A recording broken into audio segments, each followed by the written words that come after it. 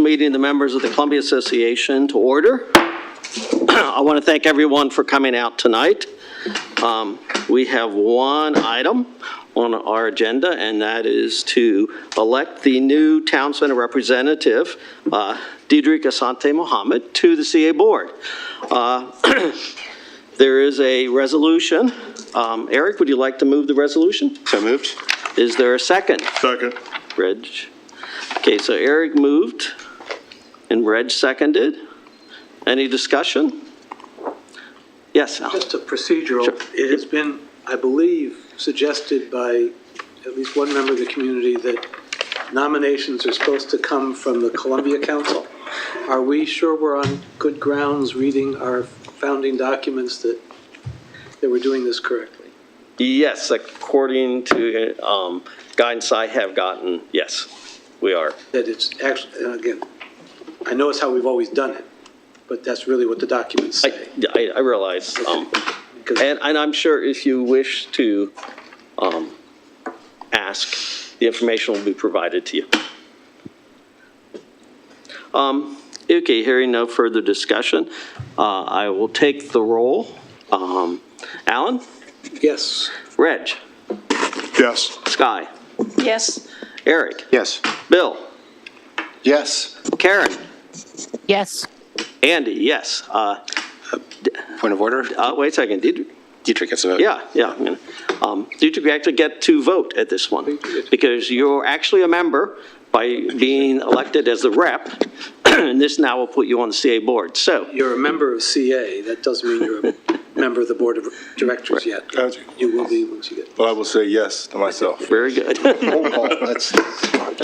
You All right. probably should have been the first one we asked. Unanimous. No, we would have. Sounds good. Hearing no objection, we are adjourned. And All right, time to go home. give us a 10-minute. There's some forms, yeah. I think, Yep. Dietrich has to fill out, and so you get a 10-minute break here. All right.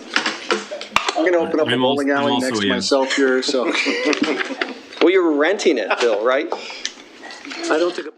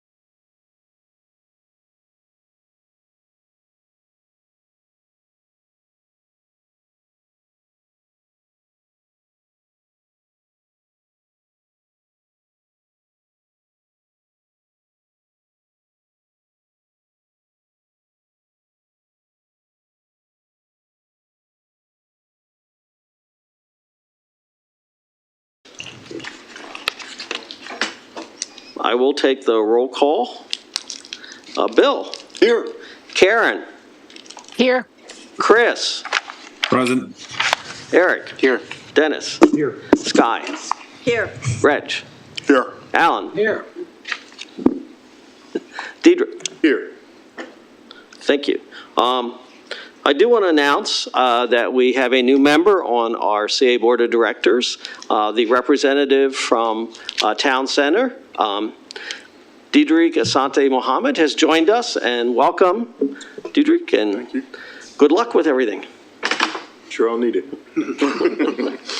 I will remind everyone that we are recording this meeting and streaming it to the internet, and it'll also be available on our website in a day or two as an actual recording.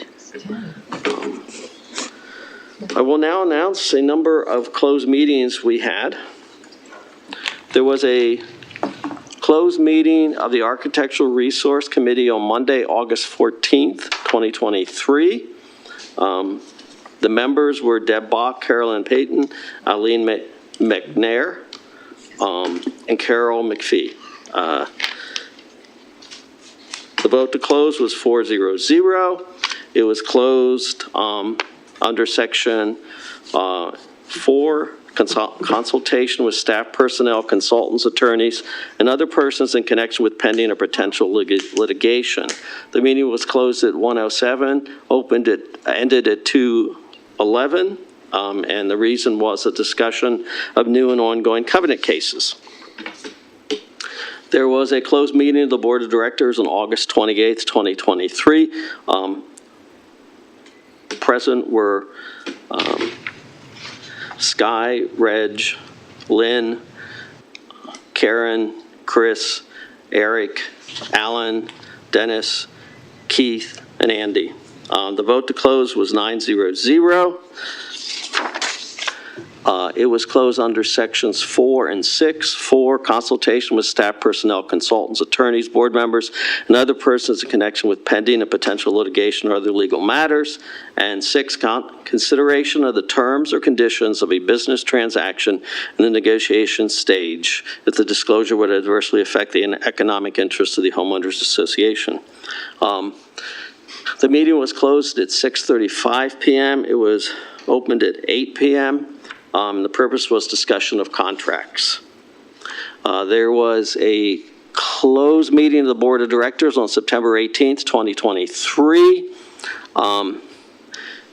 Let's see. Present, Sky, Reg, who arrived at 8:28, Karen, Chris, Eric, Alan, Dennis, Keith, Bill, and Andy. The vote to close was 8-0-0. Meeting was closed under sections 1, 4, and 6. 1 is discussion of matters pertaining to employees and personnel. 4 is consultation with staff personnel, consultants, attorneys, board members, or other persons in connection with pending or potential litigation or other legal matters. 6 was consideration of the terms or conditions of a business transaction in the negotiation stage if the disclosure could adversely affect the economic interests of the homeowners association. The meeting was closed at 7:05 p.m. and opened at 10:48 p.m. The purpose was to discuss contract and personnel issues. There was a closed meeting of the Architectural Resource Committee on Monday, October 9th. The members were Deb Bach, Karina Kayako, Eileen McNair, and Carol McPhee. The vote to close was 4-0-0. It was closed under Section 4, consultation with staff personnel, consultants, attorneys, or other persons in connection with pending or potential litigation. The meeting was closed at 1:02 p.m. and opened at 2:20 p.m. And the reason to close was discussion of new and ongoing covenant cases. So that brings us up to date on the various closed meetings that have been held.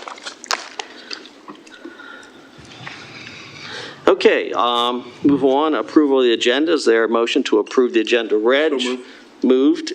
And is there a second? I'll second. And Seconded. Eric seconded. Any discussion? Sky. Oh, and then Eric, sorry. Yeah, I move to amend the agenda to move 7A to under board discussion, since we have not had 3 readings of on this topic. I I second. second that. Sure. Is there any objection for anybody? Could you say the reason for doing that? Because we haven't had 3 Yeah, I meetings. didn't hear it. That's why. Yes, we haven't had 3 meetings on this, we haven't had 3 readings of this, on this topic yet.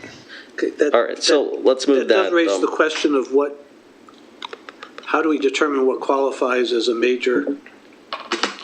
It requires 3, and I'm not saying we shouldn't, I'm just, In our board operational documents, it specifies the conditions, but I don't have it here in front of me right at the moment. I didn't think it said major, I I just think thought it has said to be policy. policies, like policies, any budget amount above a certain amount.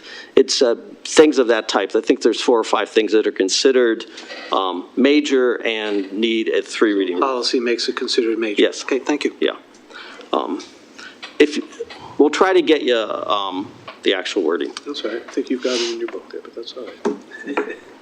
I have a comment. Oh, wait, if there's no objection, we'll just move it to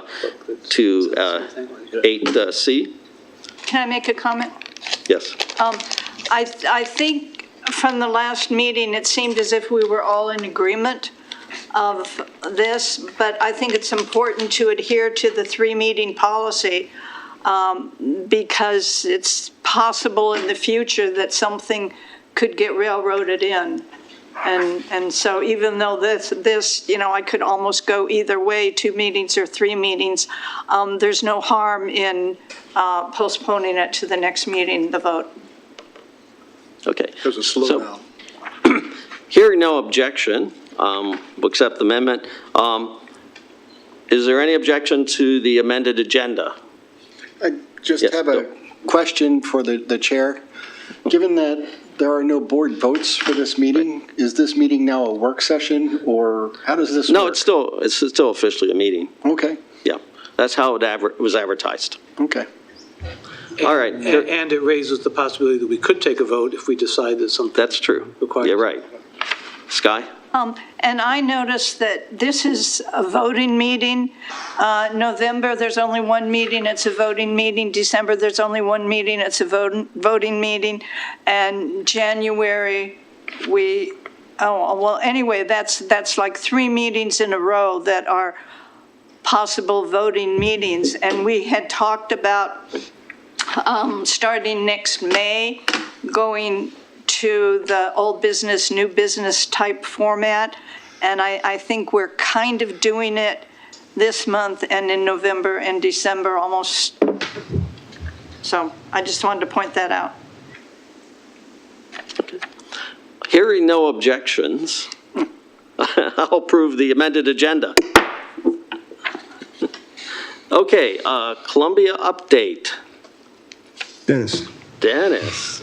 I've got a couple of videos which I'm very excited about, but we'll start with HOCO Pride. Diversity, equity, and inclusion are deeply rooted in Columbia's founding principles and are part of CA's DNA. We were once again a proud sponsor of this annual event. I have a short video. And the fun part of this, there is a marbling piece to this, and you'll know it when you see it. Go ahead, Jimmy. Howard County is the most diverse and loving community you can ever find. We're celebrating our unique selves, our beautiful selves. It means so much to have the Columbia Association here with us today. Their presence here is so crucial. Having connections directly through an organization meant to better the community and offer so many services and fun things just makes it all the more special.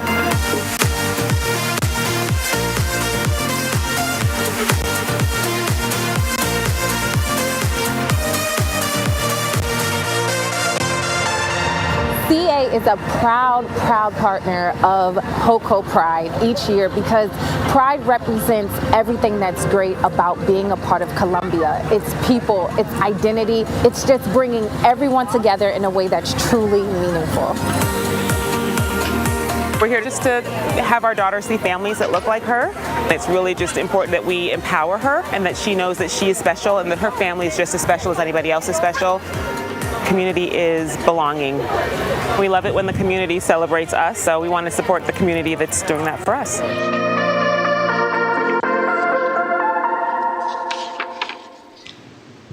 CA was proud to host the Color Columbia Plein Air event this past weekend. About 60 people participated in that of all ages, and painting was done al fresco. And if you can roll that one. We are here today for the Color Columbia Plein Air event that Columbia Association sponsors. We have 60 artists that are painting here at Lake Kittamaquande and at Wild Lake. And they're painting al fresco, which is a form of painting live. You get to walk around the lake and you get to see artists in action painting. It really reflects a neat demographic of artists in all different ages, and they come from all over. Color Columbia really exemplifies what Columbia Association is about. The confluence of wellness and art and open space really brings the community together.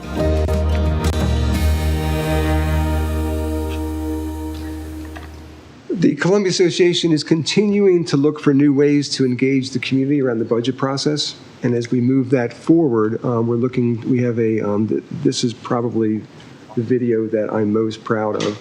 And this is out on social media. Hey, I want to talk to you about something. Columbia Association's budget process. Wait, I'll be quick and you can make a difference. You may not realize it, but CA's investments impact a lot around Columbia. And whether you're someone who lives, works, walks, plays, swims, or anything else in this community, this whole budget thing touches all of us in some way. CA wants to hear from everyone, and there's all sorts of ways to give your input. So visit columbiaassociation.org/budget to find out all the ways you can get involved. And the sooner you do, the more impact you can have. Well, what are you waiting for? Time to head to columbiaassociation.org/budget and share what matters most to you. That's nice. Very nice. I like that. So the next one's not quite as much fun unless you like HVAC and heat pumps. But, I like them. I find this incredibly engaging. But CA is in the process of pushing heat pumps in lieu of natural gas. And we've done that on the spas, on the hot water systems, and on the heating systems at the Art Center. Throughout Columbia for the last 2 years, we have been incorporating these types of units in all of our facilities wherever a rooftop unit needs to be replaced. For the past 10 years, we have been involved with Better Buildings Challenge. And in that challenge, we have reached a huge goal of 20% reduction across the board through the equipment that we were previously using. By not utilizing gas for all of the heating source, we save 70% on our gas usage over our previous units, which were also energy efficient. These new units will allow us to conserve energy and help reduce the carbon footprint for all of CA. Continually moving forward with other buildings and utilizing the dual fuel heat pump units for all of our new HVAC rooftop unit replacements.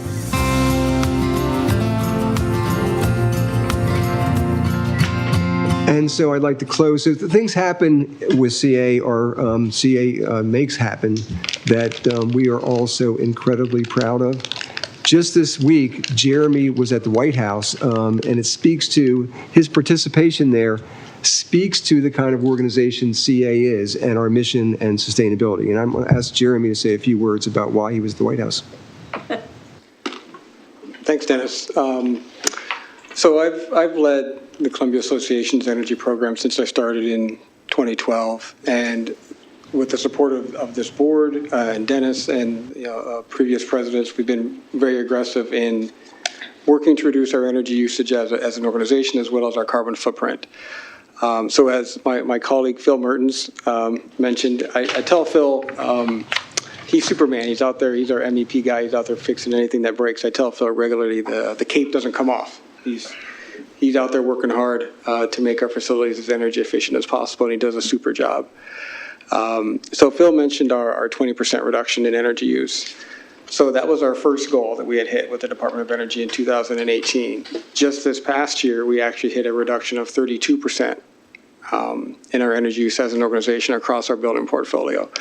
So we were actually recognized at an event on Monday at the White House that was sponsored by the Department of Energy that brought in the top partners with the Department of Energy's Better Buildings program. And so there was a reception with the Energy Secretary as well as the White House senior staff on the climate change policy issues. That's as close as I got to Uncle Joe. I didn't actually get to see him in person. That's as close as I could get. There was a couple of roundtable events where they solicited input from experts in the room around how to develop policies and programs nationwide to basically help others do what we've been doing here in Columbia. And then there was also a reception where CA was celebrated and announced as a goal achiever in hitting our 30% goal, and in fact exceeding it with a 32% reduction in our energy use. This also coincides with the reduction in our greenhouse gas emissions footprint of about 60% as an organization. So, we've been a leader in this space for a long time. Our 2 megawatt solar farm up in West Friendship came online in 2016. Right, so that was 7 years ago, and that was one of the first and largest solar farms in Howard County. And so, we have been leading on these issues for a long time, and I think it's indicative of how CA operates as an organization across environmental sustainability issues, from watershed management to native invasives, to managing natives and managing invasives and getting them out of our open space. Some of these pollinator spaces that we've been working on in terms of pollinator meadows, as well as wildflower gardens, the Bee City initiative that we're participating in. So we are doing exceptional work in these spaces across the board, and it's from it's sort of up and down through the organization, from the individual team members on a crew, making sure they're using as little salt as possible, being really progressive on our brine usage, for example, so we're not using excessive salt in our pathways, all the way up to our greenhouse gas emissions reduction. So I just wanted to note that and sort of reiterate that this recognition on Monday at the White House is really indicative of how we operate as a whole on these issues. So thank you. And thank you for your continued support in what we do. I'd like to close by just saying, this speaks to who we are as an organization, and that we have team members that are absolute experts in the field. And I go home and I'm doing these, and say, damn, this is CA, this is what we do. And we are ahead of almost everyone else. Very good, Dennis. Alan? Two things. One is this kind of presentation, what you just said, Jeremy, and all the videos. We're so many light years ahead of Yay CA.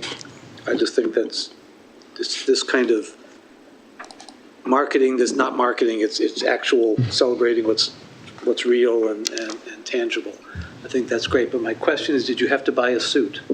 I was able to dust one off. I had one that Wallace hadn't gotten to. I was able to make it. Well, thanks for representing us, Jeremy. Yeah, thank you. Dennis, anything else? No, that's it. All right, move on to resident speak out. We have 4 residents signed up tonight. First up, we have Sharon Boyes. Welcome, Sharon, and she's representing Protect Our Streams. Hello. Sharon? Thank you so much. Good evening, and thank you for this opportunity. And thank you to the board members who stood up for the community and defended that right for us. Although the Lake Elkhorn Stream project has seemingly been placed on hold without concrete proof from MDE, we still have our concerns this may rear its ugly head in the future.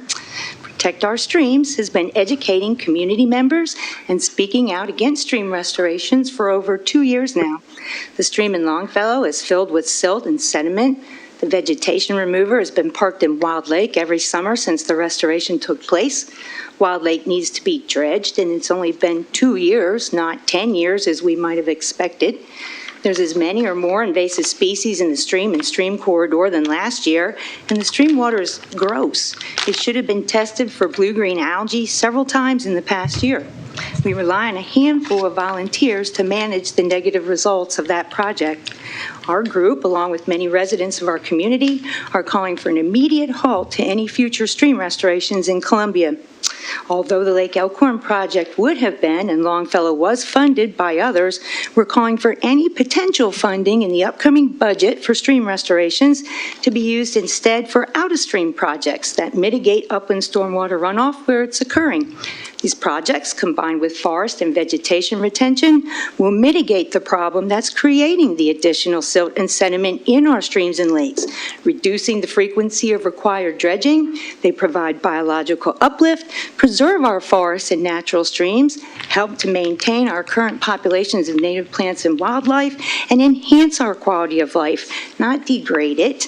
It's important to note, I'm not talking about repairs of individual stream banks to shore up infrastructure or to stop a true emergency situation from becoming worse. I'm talking about restoring entire sections of stream that require forest removal. We are asking you to follow the plan on file with the Federal Register that calls for our lakes and ponds to be placed on a regular dredging schedule to keep the financial and environmental costs down.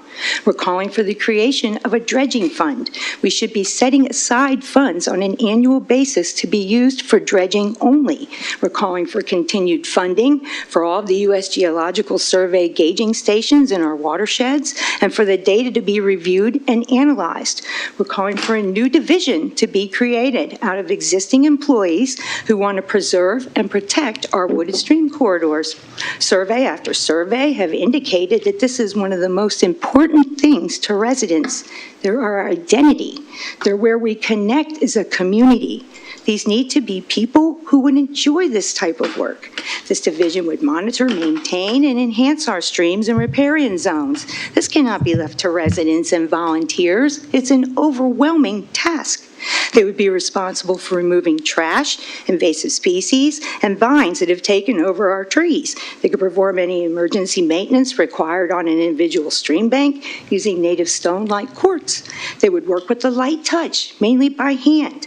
They would reforest areas with native species and cypress trees along the stream banks, install bat boxes, and install and maintain rain gardens, bioretentions, etc.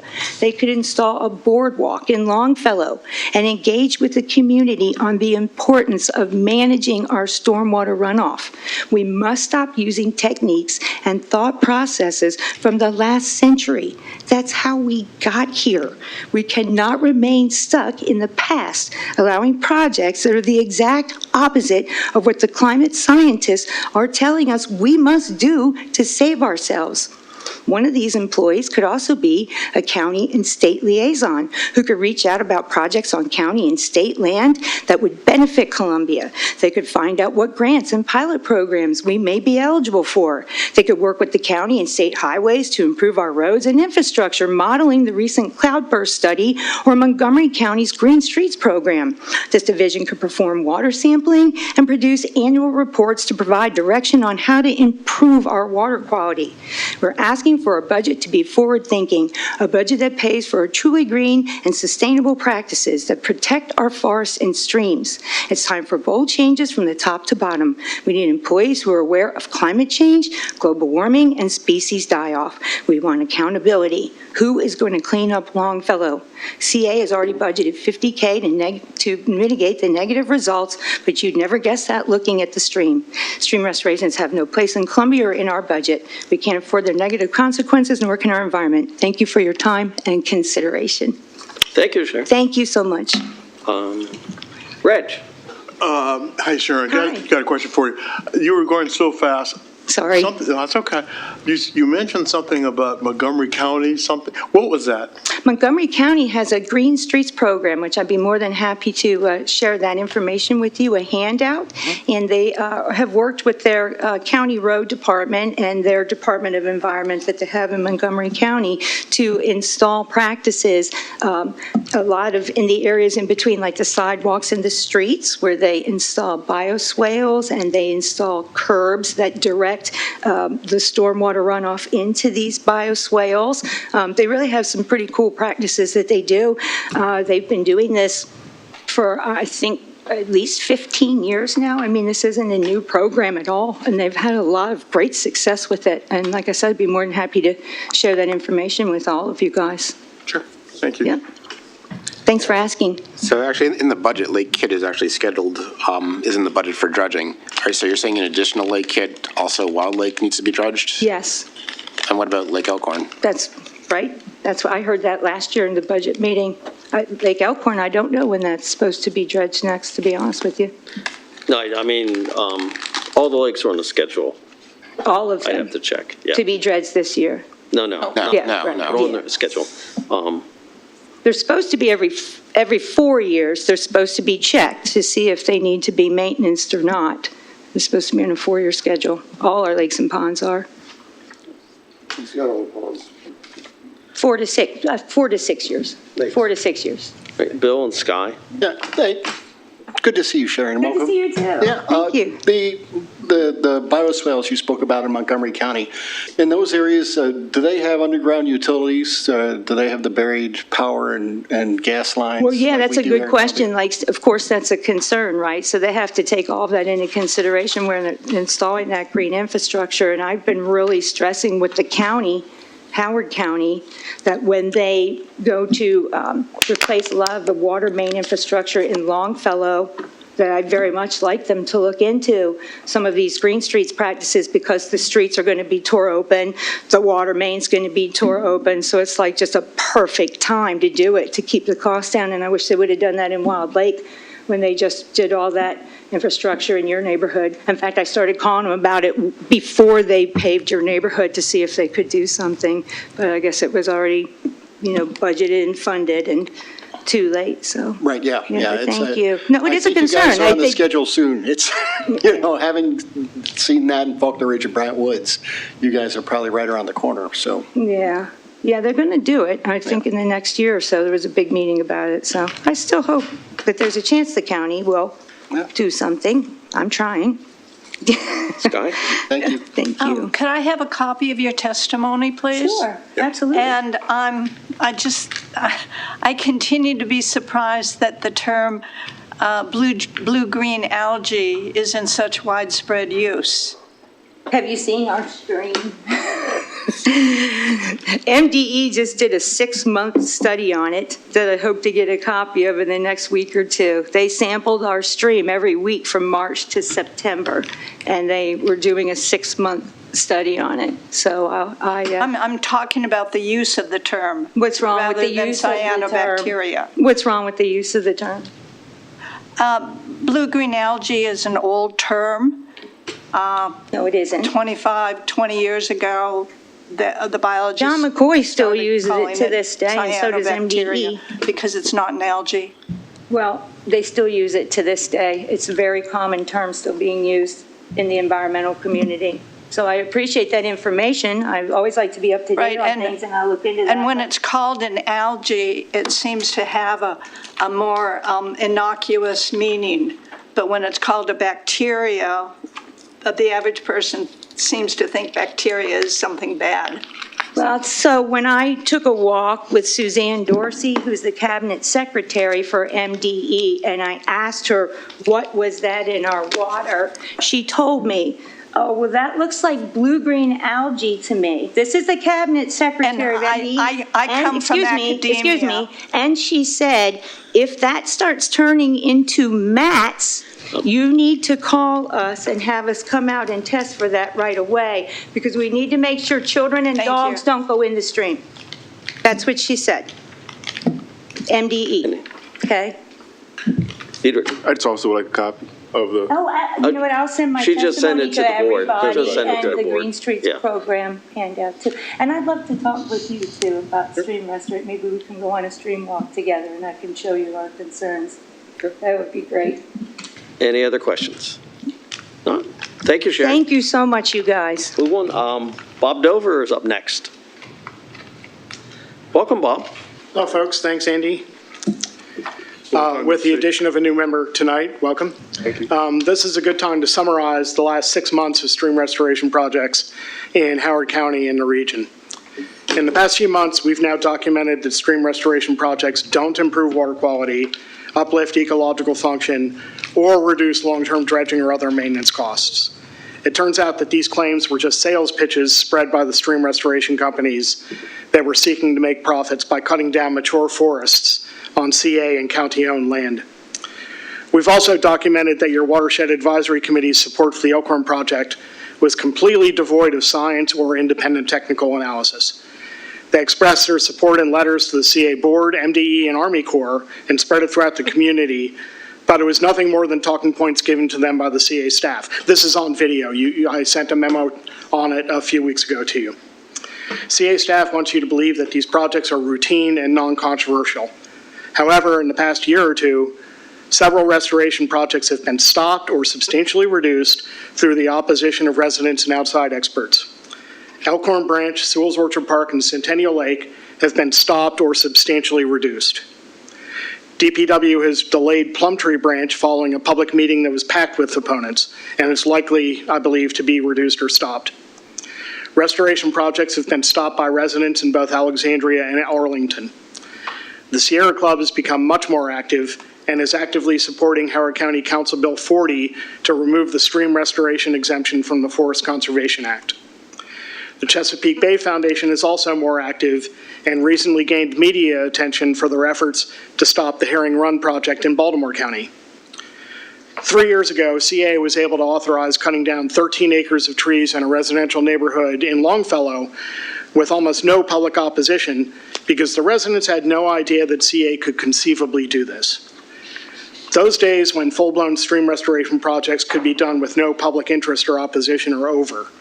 The truth about these projects is now out, and the public opposition is only going to increase.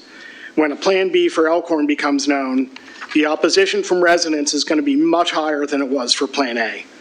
I strongly recommend that CA begin integrating the adjacent residents, such as me, into their watershed programs now, rather than doing a lot of work that's going to be opposed and challenged later. Thanks for your time. Thank you, Bob. Any questions? Reg? Hey, Bob, the last thing that you said, the last phrase that you were using there, you're talking about wanting to be added, and I'm sorry, what did you mean? I missed that. So there's an EPA guidance document for how to manage watershed programs, and it's got a chapter on stakeholder involvement. Mm-hmm. And the number 2 item they mentioned in that guidance document, the first is whoever's doing the project or owns the land. The second is actually affected residents and persons. It doesn't say, your WAC is composed of people throughout the community, and that's great. But if they don't live right by it, they aren't directly affected. And I've learned the hard way that when it's right next to your property boundary, it's completely different than when it's sort of in your community. So my hope is that eventually, now that WSSI has withdrawn from, Elkhorn, and if that's, permanent or not, I don't know. But if and when you guys decide to, you need to do something in Elkhorn, this time, actively involve those of us who actually live there. That's what I'm asking. I just have a follow-on. Okay. 1 minute. One minute. Yeah, gotcha.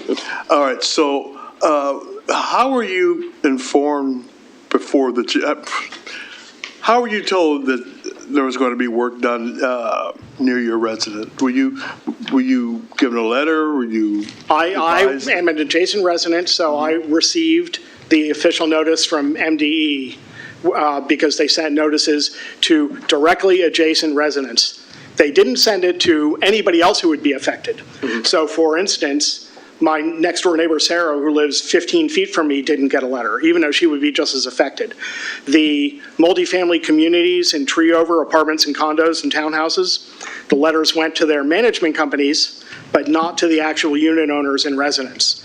And that notice, and I've documented and written this in notices to you guys, that notice had many false statements that caused us to throw it away. It said the impacts of the tree removal would be temporary. which we now know is ridiculous. Tree removal is not temporary. So if that project had proceeded to a permit, it was going to get challenged because of the flaws in that notice, but that's how I learned about it. Thank you. Any other questions? Just for clarity, that was a county project or a state project? No, this is Elkhorn Branch. You're with the Elkhorn Branch, not your... Yeah, I was just talking about Elkhorn Branch. Yeah, the one behind my house, I learned about it by seeing guys planting stakes. Yeah. Thanks. Thank you, Bob. Next up, we have Joe Horowitz, and he's joining us virtually. Joel? Hopefully it works. Good evening, Joel Horowitz. There he is. Hello, Joel. First of all, to Dennis and Jeremy, you really should publicize all these awards we keep getting and display them and have a website dedicated to all of them in the background. That's the last nice thing I have to say this evening. Joel, can you speak up some? You're a little faint. As a member of the Harper's Choice Board, speaking for myself, is being asked to approve the extension of the management contract because of the way you do not understand the governing documents and mistreat the villages, I will be voting no. I've written multiple times, at least 3, about the Columbia Council doing the nominating. You've ignored that. I'm speaking about it again. I really demanded a written answer to that email. I asked you all nicely to correct the minutes that didn't reflect what I spoke about in September, that it was work session minutes, not work session notes. Apparently it's left on the consent calendar, so I guess it could be there. So this minutes should reflect that I objected and I spoke about work session minutes. I'm going to speak about them again, that they're needed. Alan yesterday gave the short answer I agree with about your gameplay. And your word games began at the beginning of this meeting, where you talked about the 3-meeting rule. Strange that a work session that's not a meeting is a meeting when you want it to be a meeting, but not when you don't want it to be a meeting.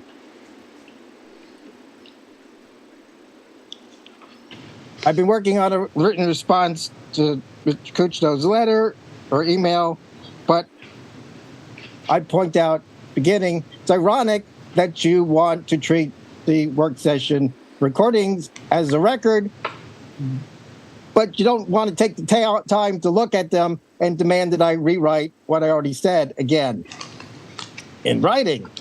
If they're going to be a record, then they're a record for everybody. And remember, this, I pointed out that Sky had other people who spoke at the work sessions. I guess Sharon and was one of them, who would like to have it reflected in the minutes, but there are no minutes, so you can't remember what you talked about.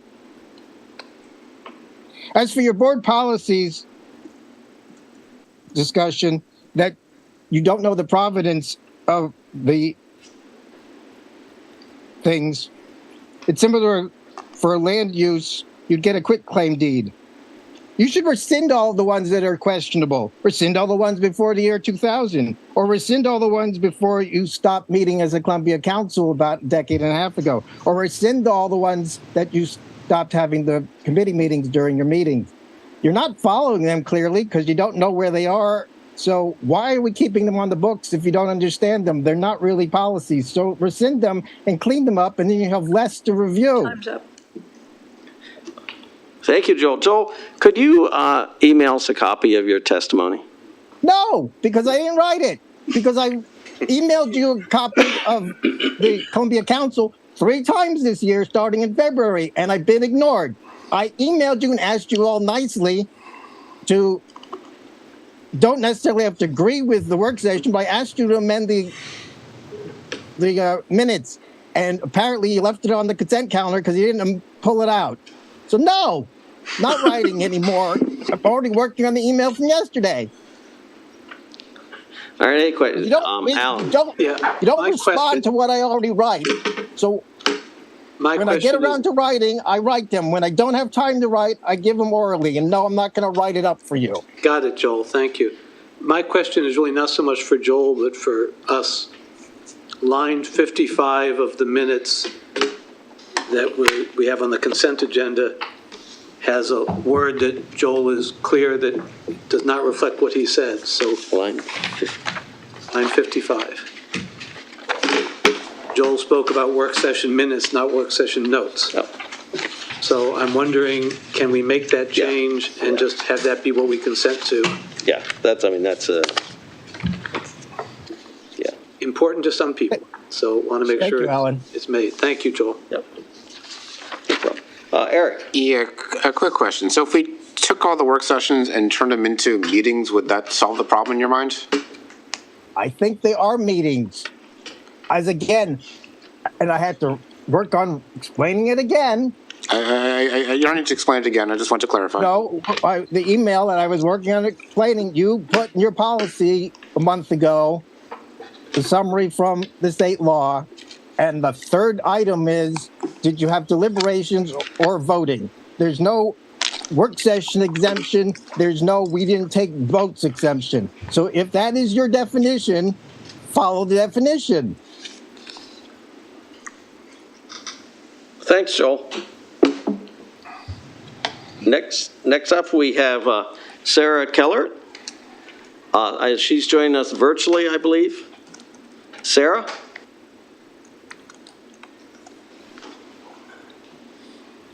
Sarah? She's still on the list. She is on. Can you hear me? Yes. Yes, thanks, Sarah. Okay, great. Hello, everyone. Hi. Thanks for having me. I wanted to talk about the email that I sent to each of you. I think it's an extremely important topic considering it's about the Sewell's Orchard Park Ponds project. And this is one of the biggest construction projects going on in Columbia right now. I do think it deserves appropriate attention and has deserved appropriate attention, which is the crux of my issue.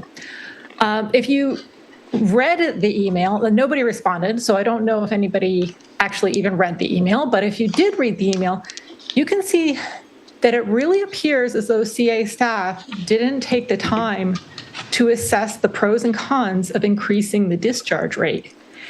And this would have avoided months of construction, among many other benefits, which I went over in my last speak out. Again, this is a major construction project that is deserving of serious consideration for such an important decision. And I'm guessing that the staff didn't have the expertise to really understand the impacts of the decision. And sadly, it doesn't appear that they consulted with any experts either, which is really unfortunate. So now, just to give you an idea, the bordering residents are now listening to beeping from the construction trucks all day, starting at 7 a.m. in the morning to 5 p.m. in the morning, at 5 p.m. at night, Monday through Friday. It is incessant. It is tormenting us. Okay, and this is just one of the many negatives. And okay, if this was something that was actually going to benefit the waterway as a whole and benefit the community as a whole, then so be it. But when that isn't even considered, all of this work is a tough pill to swallow. And now, going back to the email, don't get me wrong, I do understand that the pipe needed to be replaced. That is not what I'm talking about. I am talking about the increased discharge rate that was not allowed by Columbia Association that would have avoided raising the entire embankment, which is an additional many months of construction. So, I mean, they've been working on it for a while now. They'd probably be wrapping it up in the next month or so if CA had given it just a few minutes of thought and had the expertise to be able to give it a few minutes of thought. And so I'm just wondering, what's the story with this? Why is no one responding? And how can we avoid this from happening again? And is there anyone on CA staff who has the expertise and the ability to assess what is best for the overall waterway? Because I'm not seeing a shred of evidence of that from everything that we've been talking about with regards to this stream restoration and regards to this project. It's just, there's no evidence of it. It seems like the people managing the waterway committee, there needs to be a huge assessment of the staff and everything going on with the WAC, everything. And CA really needs some help in this department. On top of this, residents are paying for the raising of this embankment, and there's no reason to think that this was beneficial for the community at all. And we're paying a lot, hundreds of thousands of dollars, most likely, for this portion of the project. Karen. So if anyone could answer me, I'd greatly appreciate it. Thank you. Thank you, Sarah. Karen has a question. Yeah, hi. I'm not muted. Sarah, thanks for your testimony tonight. I thought I had seen an email to you from Columbia Association staff. Are you saying you didn't receive that? I have not seen any email. I can look again if you're saying that something came through, and I definitely apologize in advance if I missed something, but I did not read anything. And yeah, I didn't see anything. This question is for Dennis. Dennis, I thought that I had seen a response to Sarah's inquiry that we had emailed her, but maybe I'm mistaken. I thought so too. I'd have to take a look, but there was a response. Yeah, thank I think you. it was posted to the web too. Yes, that's why. Placed on the web. So I wanted to make it's out sure there. that it was that our position was publicly available, Sarah. So it's also on the webpage. Yeah, I don't think it was Okay, sent great. to Sarah. I Well, think it was sent to us. It's great to, just know that there's a response out there, and I will definitely look for it. Does on the anyone watershed recall what it said by any chance? I don't have it memorized. It's okay, I can look. If Dennis, if you could have someone make sure that Sarah gets the response again, though, just in case. Okay, Alan and then Reg. Did you have your hand up? No, I was just saying. Reg. Okay, Sarah, I'm sorry, but I responded to you using my private email. Did you not get that? I did not. No, absolutely not. Let me, it's right here. I can, I can just double check, but I don't want to waste everyone's time. Yeah, let me know if you didn't receive, because I did respond to you, and I did see the CA's response, but I think, like they mentioned, that it wasn't directly addressed to you. I think it was addressed to the board as information on how it was going to be answered. And I just sent it to you, so you've got it. Yeah. So I'm sorry if you didn't get a reply, but I did reply on my personal to you. I will double check again. Okay. Thank you so much. And You're welcome. Again, my apologies if I somehow missed both of those emails. It's possible I may have seen, if your email didn't directly address my questions, I may not be remembering it as a response specifically to that. I thought I did, but I'll check. Oh, sorry, Reg, go ahead.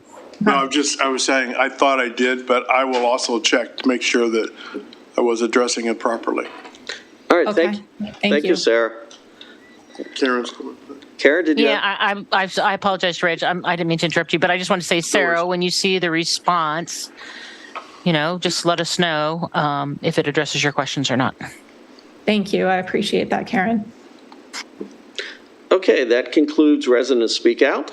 I want to thank everyone who participated.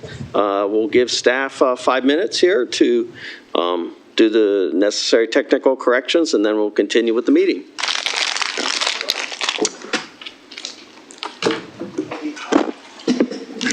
Okay, sure.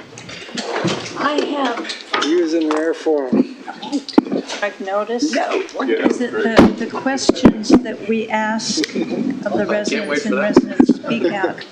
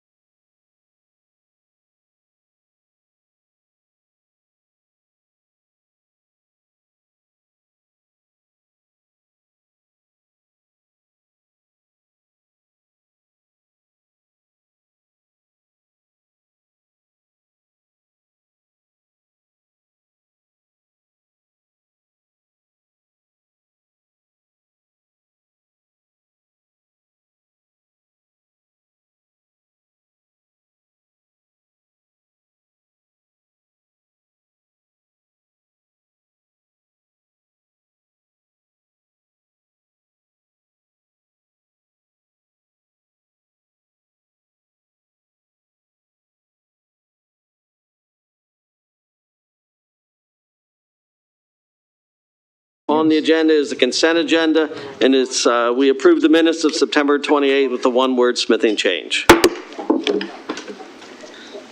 All right. We're now actually on to board discussion. And the first item up on the board discussion is the fiscal year 2025 budget discussion. So we're going to ask Dennis if he has anything he wants I'm going to to say. turn it over to Susan. And Dennis is going to turn it over to Susan and Lynn. Thank you, Susan. Thank you, Lynn. You're welcome. So you had a board vote item, but that's not occurring? We moved that to discussion, so there's no more board vote item. Thanks. Okay, so you have information in the packet, and that was posted on the website, but we do have we want to walk you and the community through some of this. So bear with us in a second, and we'll get that going.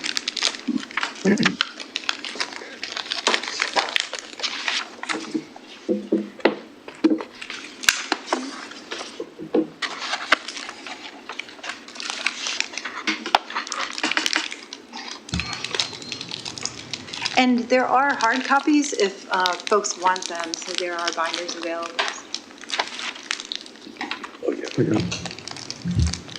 Susan, can you guys just make sure I get a binder when I come back? I'll be back on Monday. You said you do have a Yes, there's behind the Got it. counter back there. Thank you, ma'am. And Karen, if you have an electronic copy of the packet, the budget book is actually in the packet. Was that? Right. I have the electronic. What I'm saying is when I come back, I'd like a hard copy. Unless do I already have one? Maybe I already have one. So I'll just walk you, no, you don't, I doubt that you already have a hard copy unless you printed it off the packet, off the website. Okay. If you guys could just save one for me. Sure. I'll get it on Monday. Thanks. So just to run through the framework again, there are three major kind of buckets that we're working through or processes. Is first, we're listening and prioritizing. There's a session where we reach out to the community for some input early in the process. We discussed your strategic priorities, and we're at the stage of pulling some of that information together and analyzing it, and then there'll be more time for engagement and review. So this is the process. It's posted many places in the document that you have in front of you, part of the agenda packet, and also on the website. So we are here, the middle of the second row, to discuss the preliminary information or the pre-budget work that you have. So I should have backed up. I'm going to talk quickly and over the things that you've already seen, or that just to frame, the context here. So, but stop me if you have questions. So the process, we talked about this last time. This is the summary of what we're going to go through. We're engaging the community directly, early, and often. And that those fixed parameters are not going to be defined or set by you until a little bit later. They're not at the starting point as they had been in prior years. But you did set some strategic priorities in September, and then you will vote on the actual budget to approve it in February. So we talked when we met last time about the starting point, where we are, and Columbia Association's a stronger in some ways and a leaner and more nimble organization than we were. We've demonstrated our ability to manage expenses to revenue, though with inflation that's getting more challenging. We have worked very hard to improve our operational efficiencies and reduce costs related to processing, and we've reinforced our commitment to the community, and we have, as you saw today, yet another tool to try to get folks engaged and interested in participating in our process. The community is in a different situation economically than we were when we started the last budget process about 18 months ago. We see inflation creeping down, but from 40-year highs. Interest rates are higher than they have been in decades. There have been 11 rate hikes since March of 2022, and we expect one more in calendar 23. Most economists now that as I'm doing my due diligence and review, look to see a recession in calendar year 2024. And we still have struggles with supply chain challenges, and those vary by materials and supplies almost monthly. And as you know, we talked a lot about it as how it affected the outdoor pools this summer, but we still are struggling with staffing and recruiting, especially for customer-facing positions. So major assumptions, back in September 28, just 2 weeks ago, the board voted for these strategic priorities for us to use in building out your budget for FY25. Just to remind everyone that fiscal year 2025 starts May 1 of 24 and ends April 30 of 2025. So these items, and this is the wording that the board agreed upon and presented to us after the meeting. So infrastructure, having a plan for every critical area, and I think that meant every critical sort of asset group, and fund the plan. Increased resident participation in our programs and services, accessibility being both easier access, physical access, but to make things easier for engagement. Yes? I just want to be clear, in the past, we've had discussion that increased memberships doesn't necessarily directly correspond to increased participation. Correct, but and this are we is... really after memberships, or are we after participation? Alan, this is what the board approved. Right, you'd have to discuss... Well, we have to define it. I'm phrasing it. It's an issue. We have to decide. Well, that would have been great to have had a little more clarity maybe last time, but you can work on that as you go through the process. Okay. Karen? Yeah, I thought we did define it in the last one. This is where we had the language. Keith cleaned up the language for us to give to Susan so she would have something to work with. So right, I thought we talked about the fact that we only have that residents only make up, I think it was 25% of participation in our facilities, pools, gyms, that kind of thing. And we wanted to see increased membership from residents. We wanted to find out why they're not participating and what do we do to increase that membership, Alan. Hopefully that helps. This is the language we got. Because what I'm saying is there's a difference between membership and participation. But at the moment, let's just go with what the board approved and allow Susan to continue because that's what we told staff. Yeah, just to clarify, this is the language we received from the board. Yeah, from Keith. Okay. I'm not blaming you. I'm blaming us for not being clear. Okay. You were interested in focusing on making living in CA more affordable, so that was the affordability by maximizing value. And also environmental focus, maintaining a focus on environmental priorities. Staff training, we actually used the language to be an employer of choice in Howard County. There was a desire to continue the grant funding program and to ensure that we fund the existing strategic plan. So just to help you have some confidence in the work that we do, I wanted to note some of the other external factors that are considered in this process. So we talked earlier, I mentioned earlier already, inflation, interest rates, but we've also looked at the increasing regulatory complexity and what might be coming in the future. So we already are factoring in and having to account for some changes to 401k plan retirement requirements, environmental requirements related to pools. There are HR requirements that change all of the time. And we just also realize that there's a potential for even more legislation in the state, especially this session with the elected officials that we have in place. So we talked also a little bit about minimum wage increases. So the minimum wage in Howard County's increased 28% in effectively 2 years. And there's another increase that is coming as of January 1, 2025. The material that you have in front of you reflects that increase. It does not consider any compression adjustment at this point. And I would see that impacting FY26 more than FY25 with only 4 months remaining. We've got a changing workforce. We see that the demographics at play here. We're seeing retiring boomers, diverse culture, and again, the challenge to engage customer-facing staff. And then we just got, we worked on this yesterday, but then just got an update on our anticipated increase just for the property coverage for Columbia Association starting May 1. 25% increase on that and that's an impact. That's whether we have claims or not. It's what's happening in the rest of the country with storms. Carriers don't like our wood construction and other factors. We, at this point in the process, we have maintained the annual charge rate at 68 cents and the cap at 3.5%. Subject, as you know, to a maximum allowable charge of 75 cents per $100 and a maximum cap of 10%. So in the packet is a lot of words here. It describes the key assumptions for each department. I wanted to just hit a couple things here, not read everything, but when the materials that you have presents opening all 23 outdoor pools for a full season as they currently are operated. This does not include any of the possible recommendations that Marty and Dan raised 2 weeks ago. So that's still to come. We're still working on that, and there's just a lot of work to do to build those out. We do. Susan, does that include my request to look into making the pools free? This does not, no.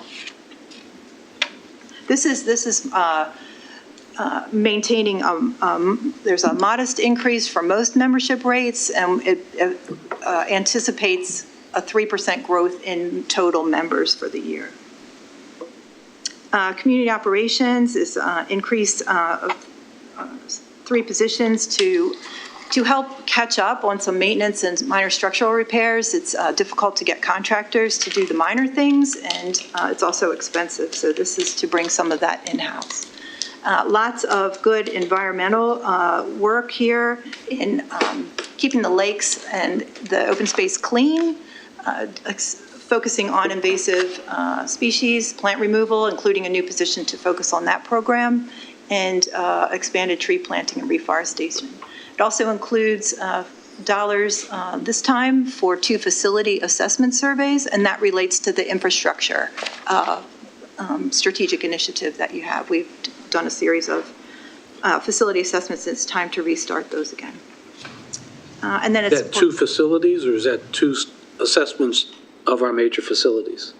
Well, we would only assess a facility once in this cycle, so it would be two facilities. 2 facilities, it's not 2 assessments, it's 2 assessments of 2 facilities. Thank you. Okay. In communications and marketing, continue to focus on digital communications for the most part. We are shifting the focus and resources from paid marketing categories and agencies to in-house staff, especially for content creation. And it emphasizes communication, again, especially through video, as you've seen demonstrated through the president's reports lately. Administrative services, this is some catch-up. We are very challenged in some areas here. So we're adding 1.4 full-time equivalents. So it's 1 person and a 20-hour-a-week position for fixed asset accounting and payroll support. So to move the team a little bit closer to pre-COVID staffing. So in FY 2019, the accounting and payroll team was 19.1 FTEs. The budget for this current fiscal year is 14.9. So this is a little bit of movement forward and is much needed.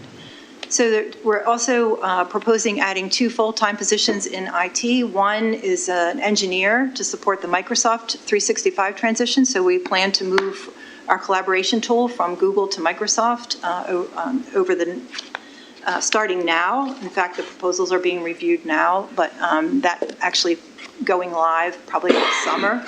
So we need some support for that, and we're just challenged to keep up with support desk needs for all the applications that we have online now. So we're going to use Teams, and which is part of 365. We use correct. Teams and all the rest.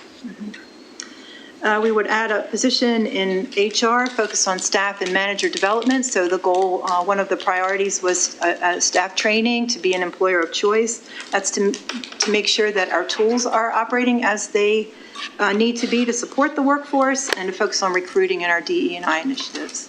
And then a large investment in this budget in FY25 is modernizing the CRM. That anticipates much of the implementation work taking place in FY25 with the go live hopefully of September, October. What does CRM stand for? Customer Relationship Management. When did you say you were expecting to go live? October. October of 2025? Yeah, a year from now. Okay. October of Wow. 2024. Wow, 2024, okay. Right. And then we continue to want to maintain our cybersecurity, and that's just a constant investment. Office of the President includes a transfer of the community planner position from real estate services to within the President's office, reflecting the change in the priority for that work and the focus of it, and increasing to full-time the board operations assistant. No other staffing changes in the Office of the President are factored into this work, and it does include the $10,000, and that's the Spirit of Columbia Scholarship Program to reactivate. And Board of Directors, there's funding for stakeholders events and board training and consulting services. Okay. So high levels or projected outcomes, you'll see a bottom line, an increase in net assets of $3.5 million. It's a good solid target, and good, I think, will be received favorably by our lender and other outside users of our financial statements. In total, for community programs and services, it's a minor, small annual charge subsidy of $2.4 million, and that really is, when you look at what the outdoor pools cost, a little over 4.1. On a bottom line basis, this is really impressive. Does that subsidy include depreciation or capital cost going into pools, golf courses, gyms, that type of thing? The 4.1 quoted for the pools includes about $800,000 of depreciation. I was referring to the $2.4 million subsidy. No, this is a modified cash number, which would not include depreciation expense. And or capital expenses. We'll show you that in a little bit more detail and explain that in a minute. The difference between the two presentations. Again, I noted that it reflects planned implementation of the new CRM. And you'll see, hopefully you saw, as you reviewed the material, that the proposed capital investment, $13 million to be funded by CA, which is an increase of 18% over the current year. And an additional $1,650,000 for 3 projects is also included, subject to grant requests that are out there.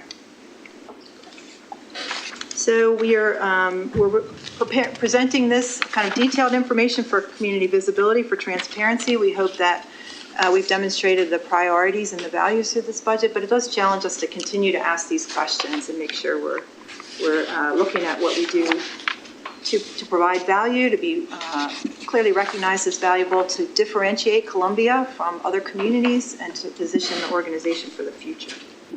So we're going to look at the cash flow forecast. Don't need to look at a tons of numbers here, but I'm going to ask Linda to walk through that for us, because there are two important considerations here. What is happening with cash and what's happening with the GAAP bottom line.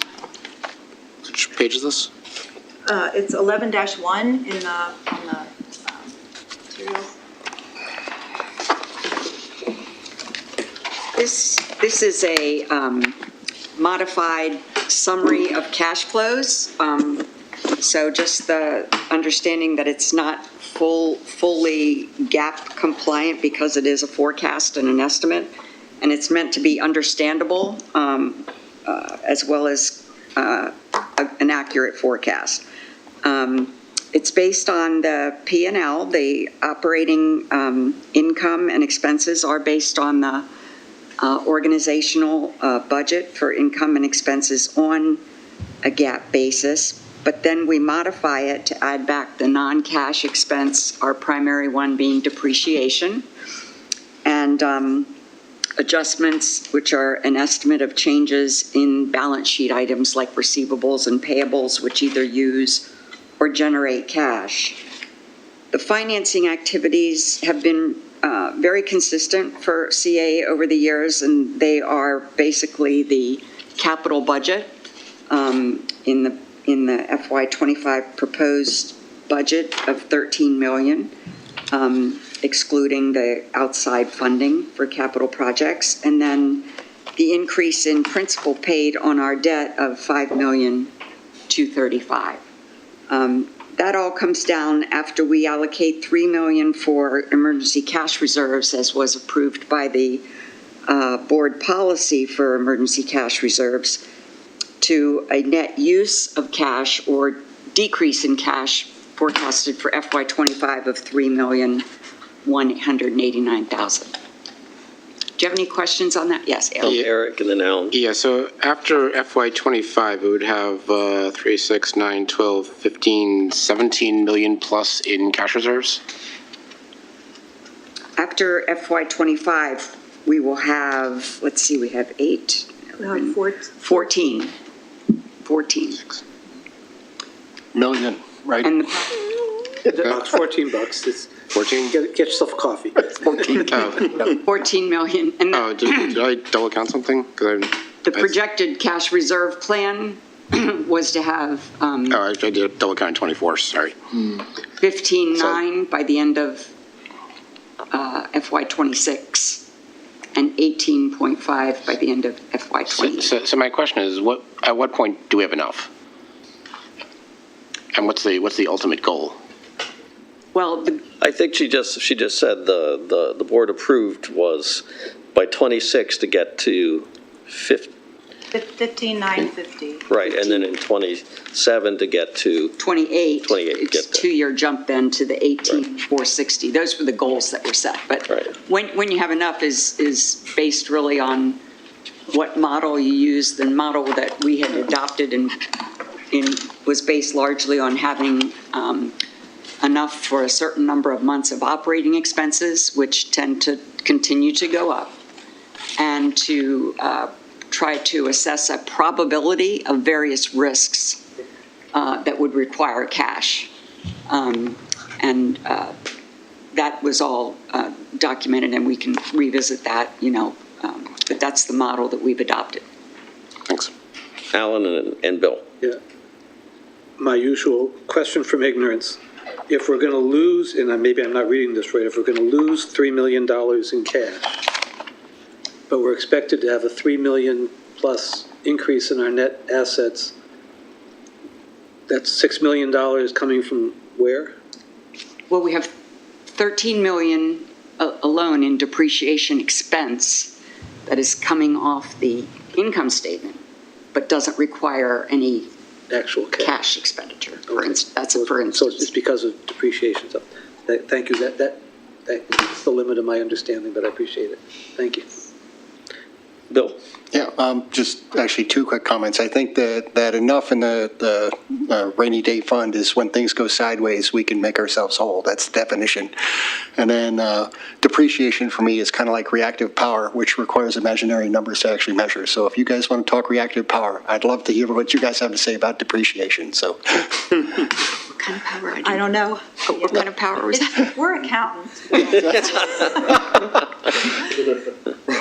Eric? So looking at the capital projects, I know in FY23, I think we allocated 11 million and we spent 7 million. FY22, I believe we allocated 11 million and spent 7 million.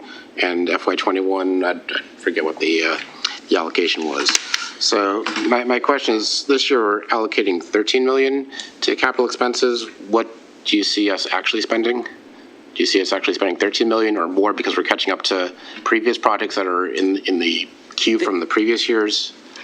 Yeah, it's a good question. In the past couple of years, the actual cash outlay, ultimately measured at the end of the year, has been less than the actual allocation for the capital budget. The cash outlay in any given year largely depends on the length of time the project takes, and the requirements, the payment requirements for various projects can vary. So short projects are likely to be funded in the capital budget and paid for in the same year. Obviously, longer projects are not. But I think it's important to know that once we put a project in the capital budget, it stays in until we do it, and we may pay for it over, we may have thought we could do it in 2 years, but it might take 3 years given the economic conditions. But the project is still there. And we were quite close in '22. The FY '22 capital budget was $8 million. We were at $7 million and change, and it's just taken a little bit longer. But we've also staffed up since the COVID layoffs, and that's helping to move the projects a little bit faster. And Bill, just one quick last question on this topic, and this gets into the weeds in the audit committee, but the 13 million capital, does that also take into consideration the delays in closing out projects that we've had in the last couple of months? Is that part of our budget assumption this year moving forward, or are we expecting to close everything that we're going to start? Or are we going to finish the projects on the timeline that we anticipate? Is there We quarterly evaluate the estimated completion dates of all of the outstanding projects, we being the accounting team with the various project managers. Right. And it's a constant update of the forecast as to what's going to close when. And again, the payment cycle doesn't always follow when the project closes or even starts, for that matter, sometimes. So it's we try to manage both forward. And the assumption at the beginning of any given year is that the capital budget allocation will be spent. Yeah. But that's sometimes a combination of paying for projects that were started a year or two ago, Right. as well as paying the start of this year's projects. As someone who has to manage multiple projects myself, it is a sympathetic question, trust me. So I just thank you for your answer. Okay, so, Lynn, Susan, if you'd like to continue. This is, we're flipping back to the front of the binder to page 2-3, and we're going to start talking about some of these other, 2-2 preliminary outcomes. Okay. 2-2 is intended to show, for those of you who are familiar with the pie charts that we have in our quarterly book, it's basically the same data. Again, it's a modified cash basis, so the uses of cash that are on the right side do not include depreciation expense, non-cash items, and the items on the left side have been modified to reflect more of a cash receipts type of basis. So it shows the cash coming in from the various departments and the annual charge, and we're enjoying higher interest rates on our investments right now, so our interest income has contributed to the income and will continue to contribute to the income in FY25. And then the expenses on the right are basically those of the various operating areas, as well as the capital, and then the payments for our debt, our long-term debt. Alan. I love this kind of chart, and I really appreciate the thing you were talking about before about what requires a subsidy from the annual charge. That was extremely helpful.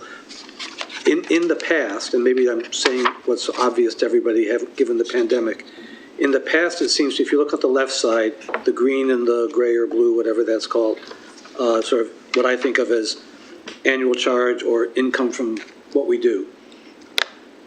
In the past, weren't they closer to being equal? Never equal, but it seems like a greater percentage of our budget is now, our income is now coming from annual charge than it used to. Is that accurate, or am I misremembering? I think that's somewhat accurate, because of the backstepping we took during the pandemic.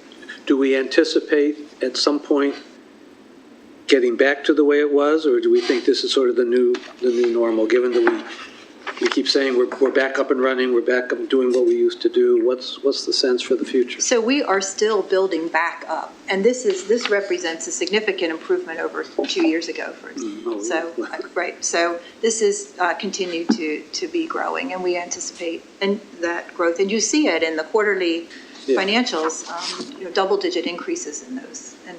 Thank you.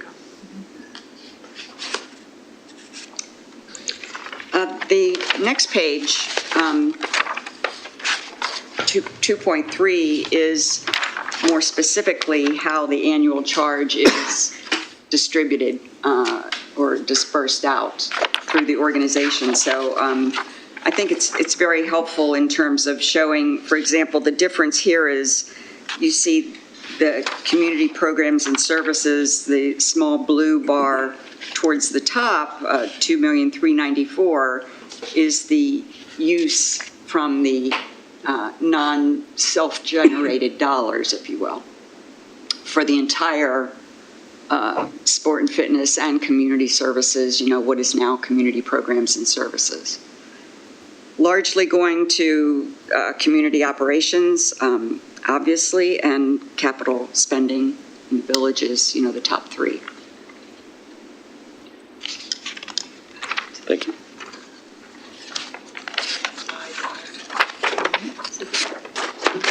So that this will just show you what you're used to seeing in P&L format, 2-1. This is what we would just recommend that I'm not going to run through the numbers here. This is the CA-wide summary.